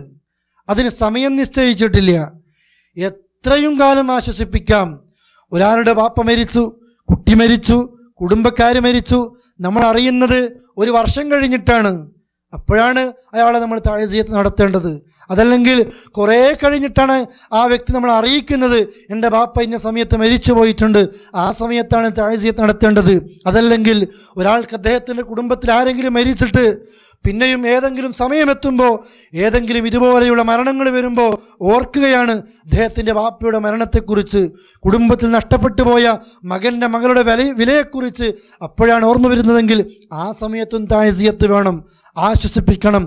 തഅസിയത്തിന് സമയമില്ല, സ്ഥലവുമില്ല. തഅസിയത്ത് നടത്താൻ എല്ലാവരും കൂടെ മയ്യത്തിൻ്റെ വീട്ടിലേക്ക് പോവുക എന്നുള്ളത് ഇസ്ലാമിക സമ്പ്രദായമല്ല. തഅസിയത്ത് സ്വീകരിക്കാൻ ആശ്വസിപ്പിക്കാൻ വരുന്ന ആളുകളെ സ്വീകരിക്കാൻ പന്തലിട്ട് കസേരകൾ വെച്ച് വീട്ടിലിങ്ങനെ ഇരിക്കുന്നത് ഇസ്ലാമികമല്ല. താഴ്സിയത്ത് പള്ളിയിൽ വെച്ചാകാം, ജോലിസ്ഥലത്ത് വെച്ചാകാം, ഖബറും പുറത്ത് വെച്ചാകാം, അങ്ങാടിയിൽ വെച്ചാകാം, എവിടെ വെച്ചുമാകാം താഴ്സിയത്ത്. താഴ്സിയത്തിന് വേണ്ടി ചടഞ്ഞു കൂടി ഇരിക്കുക എന്നുള്ളത് അള്ളാഹുവിന്റെ റസൂൽ പഠിപ്പിച്ചതല്ല. അത് ആ നിലക്ക് തന്നെ നമ്മൾ മനസ്സിലാക്കണം. എന്നാൽ ദൂരെ നിന്നൊക്കെ ആളുകൾ വരാൻ സാധ്യതയുണ്ട്. കൂട്ടുകാരും കുടുംബക്കാരും പരിചയമുള്ളവരുമൊക്കെ വരുമ്പോൾ ഒരു പക്ഷേ ഞാനങ്ങ് ജോലിക്ക് പോയാൽ, ഞാനങ്ങ് എവിടെയെങ്കിലും ആയിപ്പോയാൽ എത്രയോ ദൂരെ നിന്ന് വന്നിട്ട് എന്നെ കാണാതിരിക്കുമല്ലോ എന്ന് കരുതിയിട്ട് അവർക്ക് വേണ്ടി ഒരാൾ വീട്ടിലിരുന്നാൽ അത് തെറ്റാണ് എന്നല്ല സൂചിപ്പിക്കുന്നത്. ഇന്നതല്ല, ഇന്നൊരു തരം ആചാരമാണ്. മരിച്ചാൽ കുറേ ടീം അറിയിക്കാൻ പോകും, വേറെ കുറേ ടീം പന്തൽ ഷോപ്പിലേക്കാണ് പോകുന്നത്, അല്ലേ? മരിച്ചു കഴിഞ്ഞാൽ പന്തൽ കെട്ടൽ നിർബന്ധ, ഇല്ലെങ്കിൽ ആ പന്തൽ കെട്ടാൻ പോലും ആ മകൻ മുജാഹിദായതുകൊണ്ട് പിശുക്ക് കാണിച്ചു എന്ന് പറയും. എല്ലാത്തിലും അങ്ങനെയാ. ഒരു ബാപ്പ മരിച്ചിട്ട് പോലും ഒരു പന്തൽ കെട്ടുമ്പോൾ അയാളുടെ പൈസ തീർന്നു പോകുമോ എന്നാണ് അയാൾ ചിന്തിച്ചത്. ഇത് പ്രിയപ്പെട്ടവരെ അങ്ങനെ ഒന്നില്ല. താഴ്സിയത്ത് ആശ്വസിപ്പിക്കുന്ന വിഷയം അത് പ്രത്യേകമായ സ്ഥലമോ പ്രത്യേകമായ സമയമോ നിശ്ചയിക്കപ്പെടാത്ത ഒന്നാണ്. പിന്നെ എവിടെ നിന്നാണിത് വന്നത്? എവിടെ നിന്നാണ് 3 ദിവസം ഇങ്ങനെ പന്തലിട്ട് ഇരുന്ന് 3-ാം ദിവസം പന്തൽ കഴിച്ച് പിരിഞ്ഞു പോകുന്നത് വന്നത്? ഒരു ഹദീസിൽ കാണാം, ലാ യഹില്ലു ലിംറഅത്തിൻ തുഅ്മിനു ബില്ലാഹി വൽ യൗമിൽ ആഖിർ അൻ തഹുദ്ദ അലാ മയ്യിത്തിൻ ഫൗക 3 ലയാലിൻ. സ്ത്രീകളുടെ ഇദ്ദയെക്കുറിച്ച് വിശദീകരിക്കുമ്പോൾ ഒന്നുകൂടി അത് ഞാൻ വിശദീകരിച്ചു പറയും. അഥവാ ഒറ്റ ഹദീസാണ് വന്നത്. ഒരു പെണ്ണിനും അനുവദിക്കപ്പെട്ടതല്ല തൻ്റെ കുടുംബത്തിൽ അള്ളാഹുവിൽ വിശ്വസിക്കുന്ന ആഖിറത്തിൽ വിശ്വസിക്കുന്ന ഒരു പെണ്ണിനും ദുഃഖിച്ചിരിക്കാൻ പാടില്ല. ഫൗക 3 ലയാലിൻ, 3 ദിവസത്തിലേക്കാളപ്പുറം. ഒരു മയ്യത്ത്, ഒരു കുടുംബത്തിലെ ആൾ മരിച്ചാൽ 3 ദിവസത്തിലപ്പുറം ദുഃഖിച്ചിരിക്കാൻ പാടില്ല. ഇല്ല അലാ സൗജിൻ 4 അശ്ഹുരിൻ വ 10. എന്നാൽ പെണ്ണിന് ഭർത്താവ് മരിച്ചാൽ 4 മാസവും 10 ദിവസവുമാണ്. ഇതിലപ്പുറത്ത് ബാപ്പ മരിച്ചാൽ, മക്കൾ മരിച്ചാൽ, ആങ്ങള മരിച്ചാൽ, കുടുംബക്കാർ മരിച്ചാൽ, ആർക്കാര് സംഭവിച്ചാലും പ്രിയപ്പെട്ടവരെ 3 ദിവസത്തിലേക്കപ്പുറത്ത് ദുഃഖിച്ചിരിക്കാൻ പാടില്ല. ഇതിനെ മലയാളികൾ മനസ്സിലാക്കി 3 ദിവസം ദുഃഖിച്ചിരിക്കണം, അല്ലേ? ഇതുകൊണ്ടാണ് 3 ദിവസം, ആദ്യത്തെ ദിവസം ഒരു പേരുണ്ട്, മരിച്ചന്ന് ആ നിലക്ക് പോകും. 2-ാം ദിവസം കണ്ണോക്കെന്ന് പറയും ഞങ്ങളുടെ നാട്ടിലൊക്കെ. 3-ാം ദിവസം ദ്വാർക്കല്, അല്ലേ? ദ്വാർക്കല്, പിന്നെ ഫുഡ് വെച്ച് ദ്വാർക്കല്, വിത്തൗട്ട് ഫുഡ് ദ്വാർക്കല്, പിരിയാന്ന് പറയും അതിന്, അല്ലേ? അതിങ്ങനെ കാത്തു നിൽക്കും ആൾക്കാർ, ഇപ്പോഴാ പിരിയ. അതായിരിക്കും പ്രാധാന്യം. മരിച്ച് മയ്യത്ത് കബറടക്കി കഴിഞ്ഞാൽ പിന്നെ ആ ശാപ്പാടാ പലർക്കും ഓർമ്മ. ഞാൻ പറഞ്ഞു വരുന്നത്, ഇങ്ങനെ 3 ദിവസം ഒരു ദുഃഖിച്ചിരിക്കുക എന്ന സമ്പ്രദായം ഇസ്ലാമിലില്ല. ആര് മരിച്ചു കഴിഞ്ഞാലും ഒരു പെണ്ണിന് തൻ്റെ ഭർത്താവ് ഒഴികെ, അതല്ലെങ്കിൽ ആര് മരിച്ചാലും 3 ദിവസത്തിലപ്പുറം ചടഞ്ഞുകൂടിയിരിക്കരുത്. മരണമെന്ന് പറയുന്നത് അത് അള്ളാഹു നിശ്ചയിച്ച ഒന്നാണ്. അഥവാ അള്ളാഹുവാണ് ജീവൻ തന്നത്. ആ അള്ളാഹ്ക്ക് ഇഷ്ടമുള്ള സമയത്ത് അള്ളാഹ് ജീവൻ കൊണ്ടുപോകും. അള്ളാഹു നമ്മളെ പരീക്ഷിക്കാൻ കുടുംബത്തിലെ ഒരു അംഗത്തെ കൊണ്ടുപോയി എന്ന് കരുതി ദുഃഖിച്ചിരുന്ന് ജീവിതം വഴിമുട്ടി നിൽക്കുന്ന രീതി പ്രിയപ്പെട്ടവരെ പാടില്ല. ഞാൻ സൂചിപ്പിച്ചുവല്ലോ മുമ്പ്, കറുത്ത ബാഡ്ജുകളൊക്കെ ധരിച്ച് കടകളൊക്കെ അടച്ച്, അതുപോലെ തന്നെ എല്ലാവരും ദുഃഖം തളം കെട്ടി നിന്ന് വാഹനങ്ങൾ തടഞ്ഞു നിർത്തി, ആ നിലക്കൊന്നും പാടില്ല ഇസ്ലാമിൽ. ഒരാളുടെ മരണം കൊണ്ട് കടയടക്കപ്പെടാൻ പാടില്ല, ആളുകൾക്ക് സൗകര്യങ്ങൾ ഉപേക്ഷിക്കപ്പെടാൻ പാടില്ല, ലഭിക്കുന്ന സൗകര്യങ്ങൾ നിർത്തപ്പെടാൻ പാടില്ല, അതുപോലെ ദുഃഖിച്ച് ചടഞ്ഞുകൂടി ഇരിക്കാനും പാടില്ല. മറിച്ച് പരമാവധി ഒരു മക്കൾ മരിക്കുമ്പോൾ, പ്രിയപ്പെട്ടവർ മരിക്കുമ്പോൾ സങ്കടം താങ്ങാനാകാതെ വരും. എത്രയാണ് 3 ദിവസം. അത് തന്നെ ഹദീസിൻ്റെ പദപ്രയോഗം ശ്രദ്ധിച്ചോ നിങ്ങൾ, ലാ യഹില്ലു ലിംറഅ, ഒരു പെണ്ണിനും പാടില്ല. ആണുങ്ങളെപ്പറ്റി ദുഃഖിച്ചിരിക്കുന്ന രീതി വന്നിട്ടേയില്ല. കാരണം ആണുങ്ങൾ പുറത്തു പോകും, ജോലിക്ക് പോകണം, പെണ്ണിനെ പോലെ ആകരുത്. അതുകൊണ്ട് ചില പണ്ഡിതന്മാരൊക്കെ ഈ ഹദീസ് വെച്ച് പറയാണ്, ഒരു കുടുംബത്തിൽ ആര് മരിച്ചാലും പരമാവധി ദുഃഖം ഒരു 3 ദിവസം മാത്രം. ഇതാണ് ഈ രണ്ടും കൂടി നമ്മൾ മനസ്സിലാക്കണം. തഅസിയത്ത് 3 ദിവസമല്ല, ആശ്വസിപ്പിക്കൽ 3 ദിവസമല്ല, എപ്പോഴുമാകാം തഅസിയത്ത്. എന്നാൽ തഅസിയത്തിന് വേണ്ടി, ഞങ്ങളെ ആശ്വസിപ്പിക്കാൻ വേണ്ടി 3 ദിവസം പന്തലിട്ട് കസേര വെച്ച് തഅസിയത്തിന് വീട്ടിലിങ്ങനെ ഒരുങ്ങിയിരിക്കുക എന്നത് പ്രിയപ്പെട്ടവരെ ഇസ്ലാമികപരമായിട്ട് പാടില്ലാത്തതാണ് എന്ന് നാം ഇസ്ലാമികപരമായിട്ട് പ്രോത്സാഹിപ്പിക്കപ്പെടേണ്ടതില്ലാത്ത കാര്യമാണ് എന്ന് നാം ഗൗരവത്തോടു കൂടി മനസ്സിലാക്കേണ്ടതുണ്ട്. ഇനി താഴ്സിയത്തിന് പോകുമ്പോൾ, ബന്ധുക്കളെ ആശ്വസിപ്പിക്കാൻ വേണ്ടി പോകുമ്പോൾ, അത് മരിച്ച വീട്ടിലോ പള്ളിയിലോ എവിടെ വെച്ചാണോ ആളുകളെ കാണുന്നത്, എപ്പോഴാണ് ആശ്വസിപ്പിക്കുന്നതെങ്കിലും എന്താണ് താഴ്സിയത്തിന് വേണ്ടി പറയേണ്ട വാചകങ്ങൾ? ആശ്വസിപ്പിക്കാനാ പോകുന്നത്. ആ മയ്യത്തിൻ്റെ കുടുംബക്കാർക്ക് ആശ്വാസം കിട്ടുന്ന വചനങ്ങളാണ് പറയേണ്ടത്. പ്രത്യേകമായ വാചകങ്ങൾ നബി സല്ലല്ലാഹു അലൈഹി വസല്ലമ ആശ്വസിപ്പിക്കാൻ വേണ്ടി പറഞ്ഞ് പഠിപ്പിച്ചിട്ടില്ല. മയ്യത്തിൻ്റെ കുടുംബക്കാരെ ഇന്ന വാചകം പറഞ്ഞു നിങ്ങൾ ആശ്വസിപ്പിക്കണം എന്ന് പറഞ്ഞിട്ടില്ല. മറിച്ച് റസൂലുള്ളാഹി ഉപയോഗിച്ച ചില പദപ്രയോഗങ്ങളുണ്ട്. കഴിഞ്ഞ വെള്ളിയാഴ്ചത്തെ ബാബ് ക്ഷമയെപ്പറ്റി വിശദീകരിക്കുമ്പോഴും അതുപോലെ തന്നെ ഈ മരണത്തിൻ്റെ വിഷയത്തെക്കുറിച്ച് സൂചിപ്പിക്കുമ്പോൾ അതിൻ്റെ ഒന്നാമത്തെ ക്ലാസ്സിലും ഞാൻ നിങ്ങളോട് പറഞ്ഞിരുന്നു, റസൂലുള്ളാഹിയുടെ മകൾ സൈനബ് റളിയല്ലാഹു അൻഹ, ആ സൈനബിൻ്റെ കുട്ടി മരിക്കാനായപ്പോൾ റസൂലുള്ളാഹിയുടെ അടുക്കലേക്ക് ആളെ പറഞ്ഞേക്കുകയാണ്. എന്നിട്ട് കുട്ടി ഇങ്ങനെ പ്രയാസത്തിലാണെന്ന് പറഞ്ഞു. ആ സമയത്ത് റസൂലുള്ളാഹി ആ ദൂതനോട് പറഞ്ഞു വിട്ട വാചകം, എൻ്റെ മകൾ സൈനബിനോട് പറ, ഇന്ന ലില്ലാഹി മാ അഖദ വലഹു മാ അഅതാ, അഥവാ മോളോട് പറ അള്ളാഹുവിൻ്റെതാണ് ഇന്ന ലില്ലാഹി മാ അഖദ, അള്ളാഹ് എടുത്തത് അത് അള്ളാൻ്റെതാ, അള്ളാഹ് തരുന്നത് അള്ളാൻ്റെതാ. എല്ലാത്തിനും വകുല്ലു ഷൈഇൻ ഇൻദഹു ബിഅജലിൻ മുസമ്മ, എല്ലാത്തിനും ഒരു അവധി നിശ്ചയിച്ചിട്ടുണ്ട്. അതുകൊണ്ട് എൻ്റെ മകളോട് പറ ഫൽ തസ്ബിർ, അവൾ ക്ഷമിക്കട്ടെ, വൽ തഹ്തസിബ്, അവൾ ക്ഷമിക്കുന്നതിന് കൂലി ആഗ്രഹിക്കട്ടെ അള്ളാഹിനോട്. ഇതാണ് ഒരു ആശ്വാസത്തിൻ്റെ വചനമായിട്ട് അള്ളാഹുവിൻ്റെ റസൂൽ സ്വന്തം മകളോട് പറഞ്ഞത്. മരിക്കുന്നതിന് തൊട്ട് മുമ്പ് മരിച്ചിട്ടില്ല ആ കുട്ടി. ആ സമയത്ത് ആശ്വസിപ്പിക്കുകയാണ്, മോളെ അള്ളാഹ് തന്നതല്ലേ അത് അള്ളാൻ്റെതാ, അള്ളാഹ് കൊണ്ടുപോയത് അത് അള്ളാൻ്റെതാ അല്ലേ. അള്ളാഹ് കൊണ്ടുപോയത് മരിച്ചാലും നമുക്ക് പറയാൻ പറ്റും അള്ളാഹല്ലേ കൊണ്ടുപോയത്, ഉമ്മ അള്ളാഹ് കൊണ്ടുപോയതല്ലേ സഹോദര. അള്ളാഹ് തന്നത് ഒരു അവധി വരെ മാത്രമാണ്. വകുല്ലു ഷൈഇൻ ഇൻദഹു ബിഅജലിൻ മുസമ്മ, അള്ളാഹുവിന് എല്ലാത്തിനും കണക്കുണ്ട്. നാളെ നീ ആയിരിക്കാം, നാളെ ഞാനായിരിക്കും. അതുകൊണ്ട് മരിച്ച വിഷയത്തിൽ നമ്മൾ സങ്കടപ്പെടേണ്ടതില്ല. നമുക്ക് ചെയ്യാനുള്ളത് ഫൽ തസ്ബിർ, നിങ്ങൾ ക്ഷമിക്ക്, ആ ക്ഷമയിലൂടെ അള്ളാഹിൻ്റെ കൂലി ആഗ്രഹിക്ക് എന്ന് ഒരു വചനം ഇത് പറയാവുന്നതാണ്. ഇതുപോലെ ഏതും മറ്റൊരിക്കൽ കാണാം, നമ്മൾക്ക് ഹദീസിൽ കാണാം, എപ്പോഴും റസൂലുള്ളാഹിയുടെ സദസ്സിലേക്ക് ഒരു ഉപ്പയും കുട്ടിയും വരുമായിരുന്നു. എപ്പോഴും വരും. റസൂലുള്ളാഹി എപ്പോഴും അവരെ ശ്രദ്ധിക്കലുമുണ്ടായിരുന്നു. കുറേ ദിവസം കഴിഞ്ഞപ്പോൾ ഈ ബാപ്പയെ കാണുന്നില്ല. സഹാബികളോട് ചോദിച്ചു, എന്തേ ഇന്ന വ്യക്തിയെ കാണാത്തത്? അവർ പറഞ്ഞു, റസൂലേ, കുട്ടി മരിച്ചത് മുതൽ അദ്ദേഹം വീട്ടിൽ നിന്ന് പുറത്തിറങ്ങിയിട്ടില്ല, അദ്ദേഹം സങ്കടത്തിലാണ്. അങ്ങോട്ടേക്ക് പോയി, റസൂലുള്ളാഹി വീട്ടിലേക്ക് പോയി. എന്നിട്ട് ആ ബാപ്പയോട് പറഞ്ഞു, കുട്ടി മരിച്ചുവല്ലേ, സങ്കടത്തിലാണല്ലേ, നിങ്ങൾ ആഗ്രഹിക്കുകയാണോ ജീവിതകാലം മുഴുവനും ആ കുട്ടിയോട് ഒപ്പം കളിച്ചുല്ലസിച്ച് ചിരിച്ചുകൊണ്ട് നടക്കുന്നതാണോ നിങ്ങൾക്കിഷ്ടം? അല്ല, നാളെ നിങ്ങൾ മരിച്ച് സ്വർഗീയ ലോകത്തിൻ്റെ സമീപത്തെത്തുമ്പോൾ സ്വർഗത്തിൻ്റെ കവാടത്തിൻ്റെ സമീപത്ത് അള്ളാഹുവേ എൻ്റെ ഉപ്പ എൻ്റെ കൂടത്താ എന്ന് പറഞ്ഞ് നിങ്ങളെ കാത്തു നിൽക്കുന്ന കുട്ടിയാണോ നിങ്ങൾക്ക് വേണ്ടത് എന്ന് ആ ബാപ്പയോട് അള്ളാഹുവിൻ്റെ റസൂൽ ആശ്വസിപ്പിക്കുന്ന വചനങ്ങൾ പറയാണ്. അഥവാ ദുനിയാവിൽ ഇങ്ങനെ കുട്ടിയോട് ചിരിച്ചു കളിക്കുന്ന ഈ സന്തോഷമാണോ നിങ്ങൾക്ക് വലുത്? അല്ല, സ്വർഗത്തിലേക്ക് ആ കുട്ടി നിങ്ങളെ കയ്യും പിടിച്ച് കൊണ്ടുപോകുന്നതാണോ വേണ്ടത്? ഈ ബാപ്പ പറഞ്ഞു, എനിക്ക് നാളെ പരലോകത്ത് എൻ്റെ കുട്ടിയെ കിട്ടിയാൽ മതി, എന്നെ സ്വർഗത്തിലേക്ക് കൊണ്ടുപോകുന്നത് അതാണ് എനിക്ക് വേണ്ടത്, അതാണ് എനിക്കിഷ്ടം എങ്കിൽ ആ നിലയ്ക്ക് ക്ഷമിക്കുക എന്ന് ആ ബാപ്പയോട് ആശ്വസിപ്പിക്കുന്ന റസൂൽ കരീം സല്ലല്ലാഹു അലൈഹി വസല്ലമ. എത്രയോ സംഭവങ്ങൾ കാണാം. കുട്ടി മരിച്ച ഉമ്മയെ ആശ്വസിപ്പിക്കുന്നു, സ്വർഗമാണ്.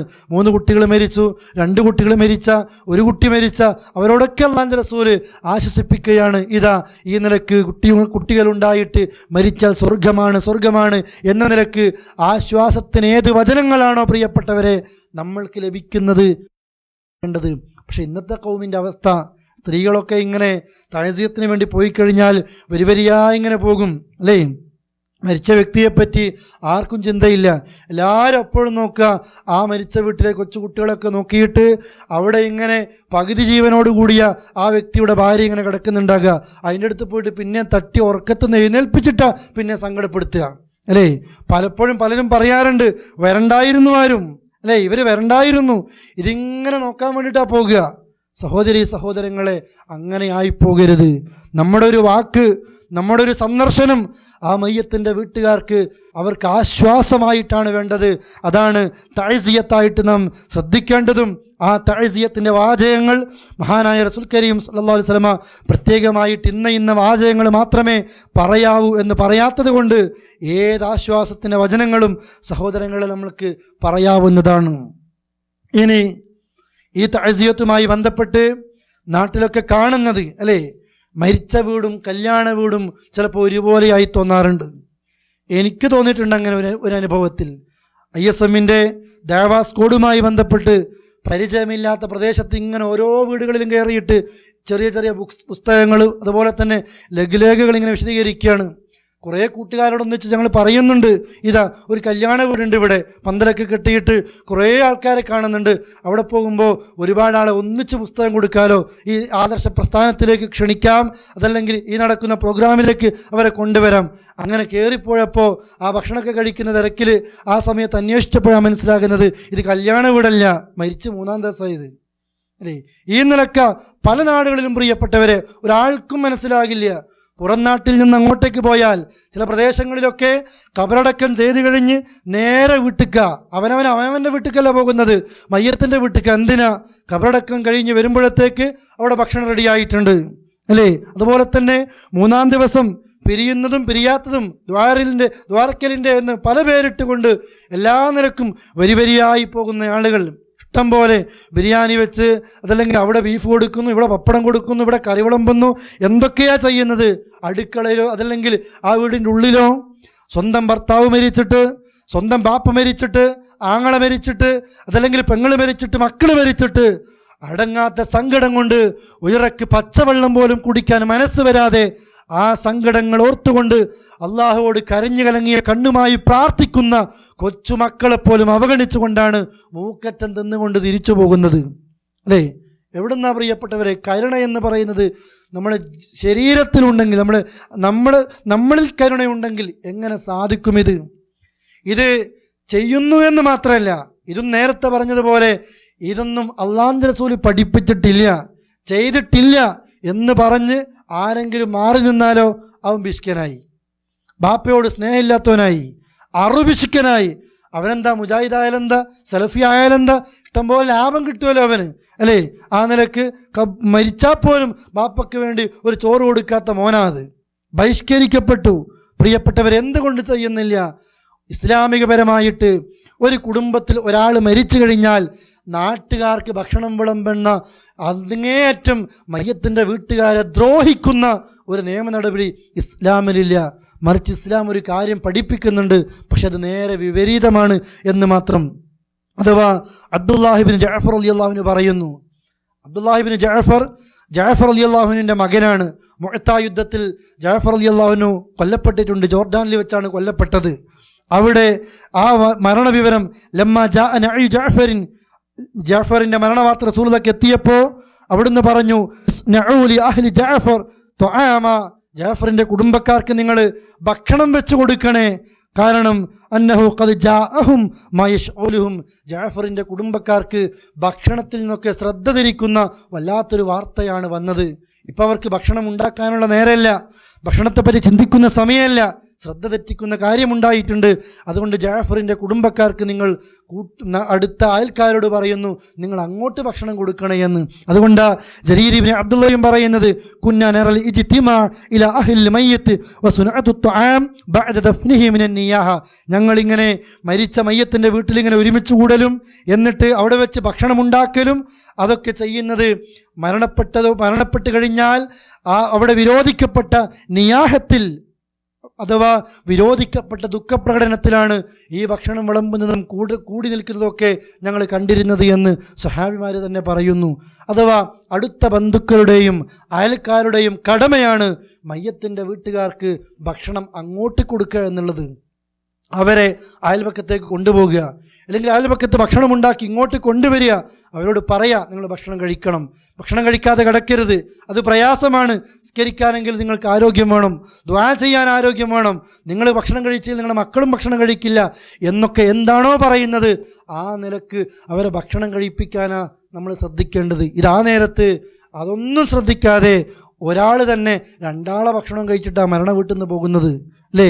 കല്യാണമായാലും ചിലർക്ക് സന്തോഷമാണ്, മരിച്ചാലും സന്തോഷമാണ്. ചില മാസങ്ങളിലൊക്കെ എല്ലാം ഈ മയ്യത്തും അതുപോലെ ഈ മരിച്ച വീട്ടിലും കല്യാണമായിട്ടൊക്കെ ഒരു മാസം മുഴുവനായിട്ടും തീർത്ത് കളയുന്ന ആൾക്കാർ പോലും ഉണ്ട് പ്രിയപ്പെട്ടവരെ. ഈ നിലയിലേക്ക് ഒരു ദുഷിച്ച ആചാരങ്ങൾ സമ്പ്രദായങ്ങൾ നമ്മളിൽ പാടില്ല. അഥവാ ഷാഫി മദ്ഹബിലെ തുഹ്ഫയിൽ പോലും പറയുന്നു ഇത് ബിദ്അത്തും മക്റൂഹ, വെറുക്കപ്പെട്ട ബിദ്അത്താണിത്. ഇമാം ഷാഫി പറയുന്നു മരിച്ച വീട്ടുകാരുടെ ബന്ധുക്കളും അയൽപക്കക്കാരും മരിച്ച വീട്ടുകാർക്ക് ഭക്ഷണം കൊടുക്കുന്നത് ഫഇന്ന ദാലിക സുന്ന, അതാണ് സുന്നത്ത്, അതാണ് എനിക്കിഷ്ടം, അതാണ് മുൻഗാമികളുടെ മാതൃക, മുൻഗാമികളും പിൻഗാമികളും ചെയ്യേണ്ടതും അത് തന്നെയാണ് എന്ന് മഹാനായ ഇമാം ഷാഫി അദ്ദേഹത്തിൻ്റെ ഗ്രന്ഥമായ അൽ ഉമ്മിലും വിശദീകരിക്കുന്നു. അതുപോലെ തന്നെ മരിച്ച വീട്ടിൽ കാണുന്ന ഖുർആനോത്ത്, ഖബറും പുറത്താകട്ടെ മരിച്ച വീട്ടിലാകട്ടെ ഖുർആനോത് ഖത്തം തീർക്കുക എന്ന് പറയുന്നത് ഞാനല്ല പറയുന്നത്, ഞാൻ പറയാൻ അർഹനുമല്ല. മറിച്ച് ഇമാം ഇബ്നു കസീർ റഹ്മത്തുള്ളാഹി അലൈഹി അവിടുത്തെ തഫ്സീറിൻ്റെ ഗ്രന്ഥത്തിൽ സൂറത്തു നജ്മിൽ വഅലൈസൽ ഇൻസാൻ ഇല്ലാ മാ സഅ, ഒരാൾ അയാൾ അധ്വാനിച്ചത് മാത്രമേ അയാൾക്ക് അല്ലാഹുവിനടുക്കൽ കൂലി കിട്ടൂ എന്ന ആയത്തിന് ഇമാം ഷാഫി ഈ ആയത്തിനെ വിശദീകരിച്ചുകൊണ്ട് പറയുന്നു വമിൻ ഹാദിഹിൽ ആയ, ഈ ആയത്തിൽ നിന്നാണ് ഇസ്തംബത്ത് ഷാഫി ഇമാമും വമനിത്തബഅഹു, ഷാഫി ഇമാമിനെ പിൻപറ്റിയവരും തെളിവ് പിടിച്ചത് അന്നൽ ഖിറാഅ ലാ യസ്ലു ഇഹ്ദാ സവാബിഹ ഇലൽ മൗത, അഥവാ മരിച്ച വ്യക്തിക്ക് വേണ്ടി ഖുർആനോദി അയാൾക്ക് വേണ്ടി ഹദിയ ചെയ്യുന്നത് അയാളിലേക്ക് എത്തുകയില്ല എന്നതിന് ഇമാം ഷാഫിയും ഷാഫിയെ പിൻപറ്റുന്നവരും തെളിവ് പിടിച്ച ആയത്ത് ഇതാണ്. ലിഅന്നഹു ലൈസ മിൻ അമലിഹിം, ഇത് ആ മയ്യത്തിൻ്റെ അമലല്ല, ഇത് ആ മയ്യത്ത് ചെയ്ത പണിയല്ല. ഒരാൾ മരിച്ചു, ആ മയ്യത്തിൻ്റെ മക്കൾ പണം കൊടുത്ത് കുറേ ആളുകളെ കൊണ്ട് കൂലിക്കോദിപ്പിച്ചു, അല്ലെങ്കിൽ മക്കളോതി, എന്നിട്ട് ഇത് ബാപ്പയ്ക്ക് വേണ്ടി ഹദിയ, ഇത് ഇന്ന് ഹദിയ എന്ന രീതിയിൽ ഒരു സമ്പ്രദായം പറ്റുകയില്ല എന്നത് സൂറത്തു നജ്മിലെ ഈ ആയത്ത് വിശദീകരിച്ചുകൊണ്ട് ഇമാം ഷാഫിയും ഷാഫിയെ പിൻപറ്റുന്നവരും ഈ ആയത്താണ് തെളിവ് പിടിച്ചത് എന്ന് ഇബ്നു കസീർ റഹ്മത്തുള്ളാഹി അലൈഹി വിശദീകരിക്കുകയാണ്. അതുകൊണ്ട് പ്രിയപ്പെട്ടവരെ, ഒരു മരിച്ച വീട്ടിൽ മക്കൾ സാധാരണ ഖുർആൻ ഓതുന്നുവെങ്കിൽ അവർക്കോതാം. മക്കൾ നമസ്കരിക്കുമ്പോൾ കൂലി ബാപ്പയുടെ ഖബറിലേക്കെത്തും, നന്മകൾ ചെയ്യുമ്പോൾ കൂലി ബാപ്പയുടെ ഖബറിലേക്കെത്തും. മക്കൾ ഏത് നിലക്ക് ഖുർആൻ ഓതുമ്പോൾ അതിൻ്റെ കൂലിയെത്തും. അല്ലാതെ ബാപ്പയ്ക്ക് വേണ്ടി ഒരു ഓത്ത്, ബാപ്പയ്ക്ക് വേണ്ടി ഒരു പാരായണം അങ്ങനെ ഇസ്ലാമികപരമായി പഠിപ്പിച്ചിട്ടില്ല എന്നുകൂടി മനസ്സിലാക്കുക. വിഷയത്തിൻ്റെ അവസാന ഭാഗമെന്നോണം ഇദ്ദയിരിക്കുക, അതും കൂടി പറഞ്ഞ് ഞാൻ അവസാനിപ്പിക്കുകയാണ്. ഇദ്ദയിരിക്കലാണ് ഈ വീട്ടിൽ, മരണം നടന്ന വീട്ടിൽ ഞാൻ നേരത്തെ സൂചിപ്പിച്ചില്ലേ, അള്ളാഹുവിൽ വിശ്വസിക്കുന്ന പരലോകത്തിൽ വിശ്വസിക്കുന്ന ഒരു സ്ത്രീക്കും അനുവദനീയമല്ല അൻ തഹുദ്ദ അലാ മയ്യത്തിൻ ഫൗഖ സലാസി ലയാലിൻ, 3 ദിവസത്തിലേക്കാൾ അപ്പുറത്ത് ഒരിക്കൽ പോലും ആ പെണ്ണ് ദുഃഖിച്ചിരിക്കാൻ പാടില്ല. ഇല്ല അലാ സൗജിൻ ഇല്ല അലാ സൗജ് അർബഅത അശ്ഹുരിൻ വഅശറ, ഭർത്താവ് മരിച്ചു കഴിഞ്ഞാൽ 4 മാസവും 10 ദിവസവും സൂറത്തുൽ ബഖറയിലെ 234 വചനത്തിലും ഇത് കാണാം. വല്ലദീന യുതവഫൂന മിൻകും വയദറൂന അസ്വാജൻ യതറബ്ബസ്ന ബിഅൻഫുസിഹിന്ന 4 അശ്ഹുരിൻ വഅശറ, അഥവാ നിങ്ങളിൽ നിന്ന് ചിലർ വിട്ടേച്ചു പോയവർ, ആ ഭാര്യമാരെ ഇണകളെ വിട്ടേച്ചു പോയ ഭർത്താക്കന്മാർ, ആ ഭർത്താക്കന്മാർ മരിച്ചു കഴിഞ്ഞാൽ സ്ത്രീകൾ കാത്തിരിക്കട്ടെ, എണ്ണി കണക്കാക്കട്ടെ, അവർക്ക് സ്വന്തമായിട്ട് 4 അശ്ഹുരിൻ വഅശറ, 4 മാസവും 10 ദിവസവും. ഇതാണ് ഒരു സ്ത്രീയുടെ ഇദ്ദ. ത്വലാഖ് ചൊല്ലപ്പെട്ട പെണ്ണ് 3 മാസമാണ് ഗർഭിണി, അതുപോലെ തന്നെ പ്രസവിക്കുന്നത് വരെയാണ്. ഇതുപോലെ തന്നെ ഭർത്താവ് മരിച്ച ഒരു ഭാര്യ, ആ ഭാര്യയും ഇദ്ദ ഇരിക്കേണ്ടത് 4 മാസവും 10 ദിവസവുമാണ്. എന്നാൽ ഗർഭിണി, ഭർത്താവ് മരിച്ചു, നാളെ പ്രസവിക്കുന്ന പെണ്ണാണെങ്കിൽ ആ പ്രസവത്തോടുകൂടി പെണ്ണിൻ്റെ ഇദ്ദ കഴിഞ്ഞു. ഇനി ഗർഭിണി എപ്പോഴാണോ പ്രസവിക്കുന്നത് ആ പ്രസവം വരെയാണ് ഇദ്ദ ഇരിക്കേണ്ടത്. ഒരാൾക്ക് 2 ഭാര്യമാരുണ്ടെങ്കിൽ 2 ഭാര്യമാരും ഇദ്ദ ഇരിക്കുകയും ചെയ്യേണ്ടതുണ്ട് എന്നുകൂടി സാന്ദർഭികമായി പ്രിയപ്പെട്ടവരെ മനസ്സിലാക്കേണ്ടതുണ്ട്. ഇതാണ് ഇദ്ദ ഇരിക്കുക എന്നുള്ളത്. എണ്ണം കണക്കാക്കി ഇരിക്കലാണ്. ഇത് വലിയൊരു വിഷയമായിട്ട് ജാഹിലിയത്തെ പോലും നാണിപ്പിക്കുന്ന നിലക്കാണ് ഇന്ന് പലപ്പോഴും ഇരിക്കുന്നത്. ജാഹിലിയ കാലത്ത് ഒരു കൊല്ലം ഒരു മറപ്പുരയിൽ ആരും കാണാത്ത നിലക്ക് ഇടുങ്ങിയ റൂമിലായിരുന്നു ജാഹിലിയ സ്ത്രീകൾ ഇദ്ദ ഇരിക്കുന്നത്. അത് ഇസ്ലാം വിരോധിച്ചു. എന്നിട്ട് 4 മാസവും 10 ദിവസവുമാക്കി എന്ന് വെച്ച് ആ പെണ്ണ് ഇന്നും ചില നാടുകളിലൊക്കെ കാണാം, ഒരു പ്രത്യേക റൂമിൽ ലൈറ്റ് പോലും ഇടാതെ വെള്ള വസ്ത്രം ധരിപ്പിച്ച് എന്തോ ഒരു അതുവരെ ഇല്ലാത്ത ഒരു നിലക്ക് ഇരിപ്പിക്കുന്ന രീതി. അതല്ല, മറിച്ച് ഇസ്ലാം ഈ വിഷയത്തെ പഠിപ്പിക്കുന്നത് ഇദ്ദ ഇരിക്കുമ്പോൾ ആ സ്ത്രീ ആഡംബര വസ്ത്രങ്ങൾ ഒഴിവാക്കണം. എന്നാൽ വെള്ള വസ്ത്രം ധരിക്കണമെന്ന് ഇസ്ലാം നികർഷിക്കുന്നില്ല. ആഡംബരം തോന്നിപ്പിക്കുന്ന വസ്ത്രങ്ങൾ ഒഴിവാക്കി സാധാരണ വീട്ടിൽ ധരിക്കുന്ന സാധാരണ വസ്ത്രങ്ങളൊക്കെ ധരിക്കാം. പിന്നെ എന്താ ഒഴിവാക്കേണ്ടത്? ഉമ്മു സലമയും ഉമ്മു ഹബീബയും പറയുന്നു, ഒരു സ്ത്രീ റസൂലുള്ളാഹിന്റെ സമീപത്തേക്ക് ഒന്ന് പറയുന്നു, യാ റസൂലല്ലാഹ്, അല്ലാഹുവിൻ്റെ റസൂലേ, ഇന്ന ബനത്തി, എൻ്റെ മകൾ, ആ മകളുടെ ഭർത്താവ് മരിച്ചിട്ടുണ്ട്, അവളിങ്ങനെ സുറുമയിടുന്ന പെണ്ണാണ്, ഞാൻ പേടിക്കുകയാണ്, എൻ്റെ മകൾ ഈ സുറുമ ഒഴിവാക്കുന്ന ഈ വിഷയത്തിൽ ഞാൻ പേടിക്കുകയാണ്, എൻ്റെ മകളുടെ ഭർത്താവ് മരിച്ചു, അതുകൊണ്ട് എൻ്റെ പെൺകുട്ടിക്ക്, എൻ്റെ മകൾക്ക് സുറുമയിടാൻ പറ്റുമോ എന്ന് ചോദിച്ചപ്പോൾ ലാ മറത്തൈനി ഔ സലാസ കുല്ലു ദാലിക യഖൂൽ ലാ, ആ ഉമ്മയോട് പറഞ്ഞു, ഇല്ല, നിങ്ങളുടെ കുട്ടിക്ക് സുറുമയിടാൻ പാടില്ല. 2-3 തവണ അത് പറഞ്ഞിട്ടുണ്ട്. അഥവാ ഇദ്ദയിരിക്കുന്ന ഒരു പെണ്ണ് സുറുമയിടാൻ പാടില്ല. എന്നാൽ ഏതെങ്കിലും രോഗം ബാധിച്ച് അതിൻ്റെ ചികിത്സാർത്ഥമാണ് സുറുമയെങ്കിൽ ആ സുറുമ ഉപയോഗിക്കാം. അലങ്കാര വസ്തുക്കളാണ് ഉപയോഗിക്കേണ്ടത്. ആഡംബര വസ്ത്രങ്ങൾ ഒഴിവാക്കണം. അലങ്കാരത്തിന് വേണ്ടി ഇതുപോലെ സുറുമ ഒഴിവാക്കണം. അതുപോലെ തന്നെ ആ സ്ത്രീ സ്വർണ്ണാഭരണങ്ങൾ ധരിക്കാൻ പാടില്ല. അത് അലങ്കാരത്തിന് വേണ്ടിയാണല്ലോ. ആ നിലക്ക് പിന്നെ സ്വർണ്ണാഭരണങ്ങൾ പാടില്ല. വല തമസ്സുത്തീബ, അത്തറ് പൂശാൻ പാടില്ല. സാധാരണ സ്ത്രീകൾക്ക് വീടുകളിൽ വെച്ച് ഭർത്താവിൻ്റെ മുമ്പിൽ വെച്ച് ആഭരണങ്ങൾ അണിഞ്ഞ് അത്തറുകൾ അതുപോലെ തന്നെ സുഗന്ധദ്രവ്യങ്ങൾ പൂശി ഭർത്താവിൻ്റെ മുമ്പിൽ അണിഞ്ഞൊരുങ്ങാൻ അനുവാദമുണ്ട്. ഭർത്താവ് മരിച്ചല്ലോ, അതുകൊണ്ട് ആ നിലയ്ക്ക് ത്വീബ് ഉപയോഗിക്കാൻ പാടില്ല. എന്നാൽ ഇല്ല, ഇതാ തൊഹുറത്ത്, അവൾ മെൻസസിൽ നിന്ന് ശുദ്ധിയായാൽ ആ മെൻസസിൻ്റെ പ്രയാസങ്ങളും ദുർഗന്ധങ്ങളുമൊക്കെ നീക്കണമെങ്കിൽ ആ സമയത്ത് അതുപോലെ സുഗന്ധങ്ങൾ ഉപയോഗിക്കുന്നതിന് വിരോധമില്ല എന്ന് ഹദീസുകളിൽ കാണാവുന്നതാണ്. സാധാരണ നിലവിൽ പോലെ അലങ്കാരത്തിനോ ഭംഗിക്കോ വേണ്ടി സുഗന്ധമോ സുറുമയോ ആഭരണങ്ങളോ മൈലാഞ്ചിയോ അതുപോലെയുള്ള കാര്യങ്ങൾ ഉപയോഗിക്കരുത് എന്നതാണ് പ്രിയപ്പെട്ടവരെ ഹദീസിൽ വന്നത്. ഇതാണ് ഇദ്ദയിരിക്കുമ്പോൾ ഒരു സ്ത്രീ ശ്രദ്ധിക്കേണ്ടത്. എന്നാൽ ഇദ്ദയിരിക്കുമ്പോൾ പുറത്തു പോകാൻ പറ്റുമോ? ഇല്ലേ? അവിടെയും അല്ലാഹുവിൻ്റെ റസൂലിൻ്റെ ഹദീസുകളിൽ നിന്നും ഫിഖിൻ്റെ പണ്ഡിതന്മാരും കൃത്യമായി കാര്യം വിശദീകരിക്കുന്നു. ജോലിക്ക് പോകുന്ന പെണ്ണ്, ഭർത്താവ് മരിച്ചു, ഇനി ആ പെണ്ണാണ് കുടുംബത്തിൻ്റെ നായകത്വം വഹിക്കേണ്ടത്, അല്ലെങ്കിൽ ആ കുടുംബത്തെ പോറ്റേണ്ടത്. വരുമാനമില്ല, മറ്റു മാർഗങ്ങളില്ല. ഒരു ജോലിക്ക് പോകുന്ന പെണ്ണ് ജോലി ആ സമയത്ത് ലീവ് എടുക്കേണ്ട ആവശ്യമില്ല. ജോലിക്ക് പോകുന്ന പെണ്ണിന് ജോലിക്ക് പോകാം, മരണവീടുകൾ സന്ദർശിക്കാം, രോഗിയെ സന്ദർശിക്കാം, അതുപോലെ തന്നെ ആവശ്യ വസ്തുക്കൾ വാങ്ങാൻ പുറത്തു പോകാം. ആ നിലക്ക് കൂട്ടുകാരികളെ കാണാൻ പോകാം. അനുവദിക്കുന്നതും സുന്നത്താക്കപ്പെട്ടതും ഒക്കെ ചെയ്യാം. ഉറങ്ങാൻ ഈ പെണ്ണ് വീട്ടിലേക്ക് എത്തുകയും വേണം. എന്നാൽ നേരെ മറിച്ച് ഈ ആവശ്യ വസ്തുക്കൾ വാങ്ങാൻ പോകുമ്പോഴും രോഗിയെ കാണാൻ വേണ്ടി പോകുമ്പോഴും മരിച്ച വീട് സന്ദർശിക്കാൻ വേണ്ടി പോകുമ്പോഴും ജോലിക്ക് പോകുമ്പോഴുമൊക്കെ ഇതൊക്കെ അത്യാവശ്യത്തിനും ആവശ്യത്തിനുമാണ്. നേരെ മറിച്ച് ഭർത്താവ് മരിച്ചു എന്ന ഒരു ചിന്തയുമില്ലാതെ മറ്റുള്ള പണ്ടത്തെ സമയം പോലെ എല്ലാം അണിഞ്ഞൊരുങ്ങി ആകെ ഒരു പുറം കാണാൻ അടിച്ചു പൊളിച്ചു പോകുന്ന രീതിയല്ല. മറിച്ച് പറയപ്പെടുന്നത് ഒരു പെണ്ണിനെ ആകെ കുടിസാക്കി നിർത്തലല്ല ഇദ്ദയിരിക്കുക എന്നുകൊണ്ട് ഉദ്ദേശിക്കുന്നത്. ഈ 4 മാസവും 10 ദിവസവും ആ സമയത്ത് കല്യാണമൊന്നും കഴിക്കാത്ത നിലക്ക് വീട്ടിലിങ്ങനെ ഒന്നടങ്ങി ഒതുങ്ങിക്കൂടി ആവശ്യത്തിന് പുറത്തും പോയി പ്രയാസമില്ലാത്ത നിലക്ക് പ്രിയപ്പെട്ടവരെ ഇതാണ് ഇദ്ദ കൊണ്ട് ഉദ്ദേശിക്കുന്നത് എന്നുകൂടി മനസ്സിലാക്കേണ്ടതുണ്ട്. ഉറങ്ങാനാകട്ടെ സ്വന്തം വീട്ടിലേക്ക് വരികയും വേണം. എവിടെയാണോ ഭർത്താവ് മരിച്ചത് അവിടെയാണ് ഇദ്ദയിരിക്കൽ ഏറ്റവും ഹൈറായി നിൽക്കുന്നത്. എന്നാൽ ഒരു പെണ്ണിനവിടെ സൗകര്യമില്ല. ഗൾഫിൽ വെച്ചാണ് ഭർത്താവ് മരിച്ചത്. ഭർത്താവ് മരിച്ചു കഴിഞ്ഞാൽ പിന്നെ നാട്ടിലേക്ക് പോകേണ്ടി വരും. അതല്ലെങ്കിൽ ഭർത്താവിൻ്റെ വീട്ടിൽ വെച്ച് ഇദ്ദയിരിക്കാൻ സൗകര്യങ്ങളില്ല, വാടകപ്പുരയിൽ സൗകര്യങ്ങളില്ല.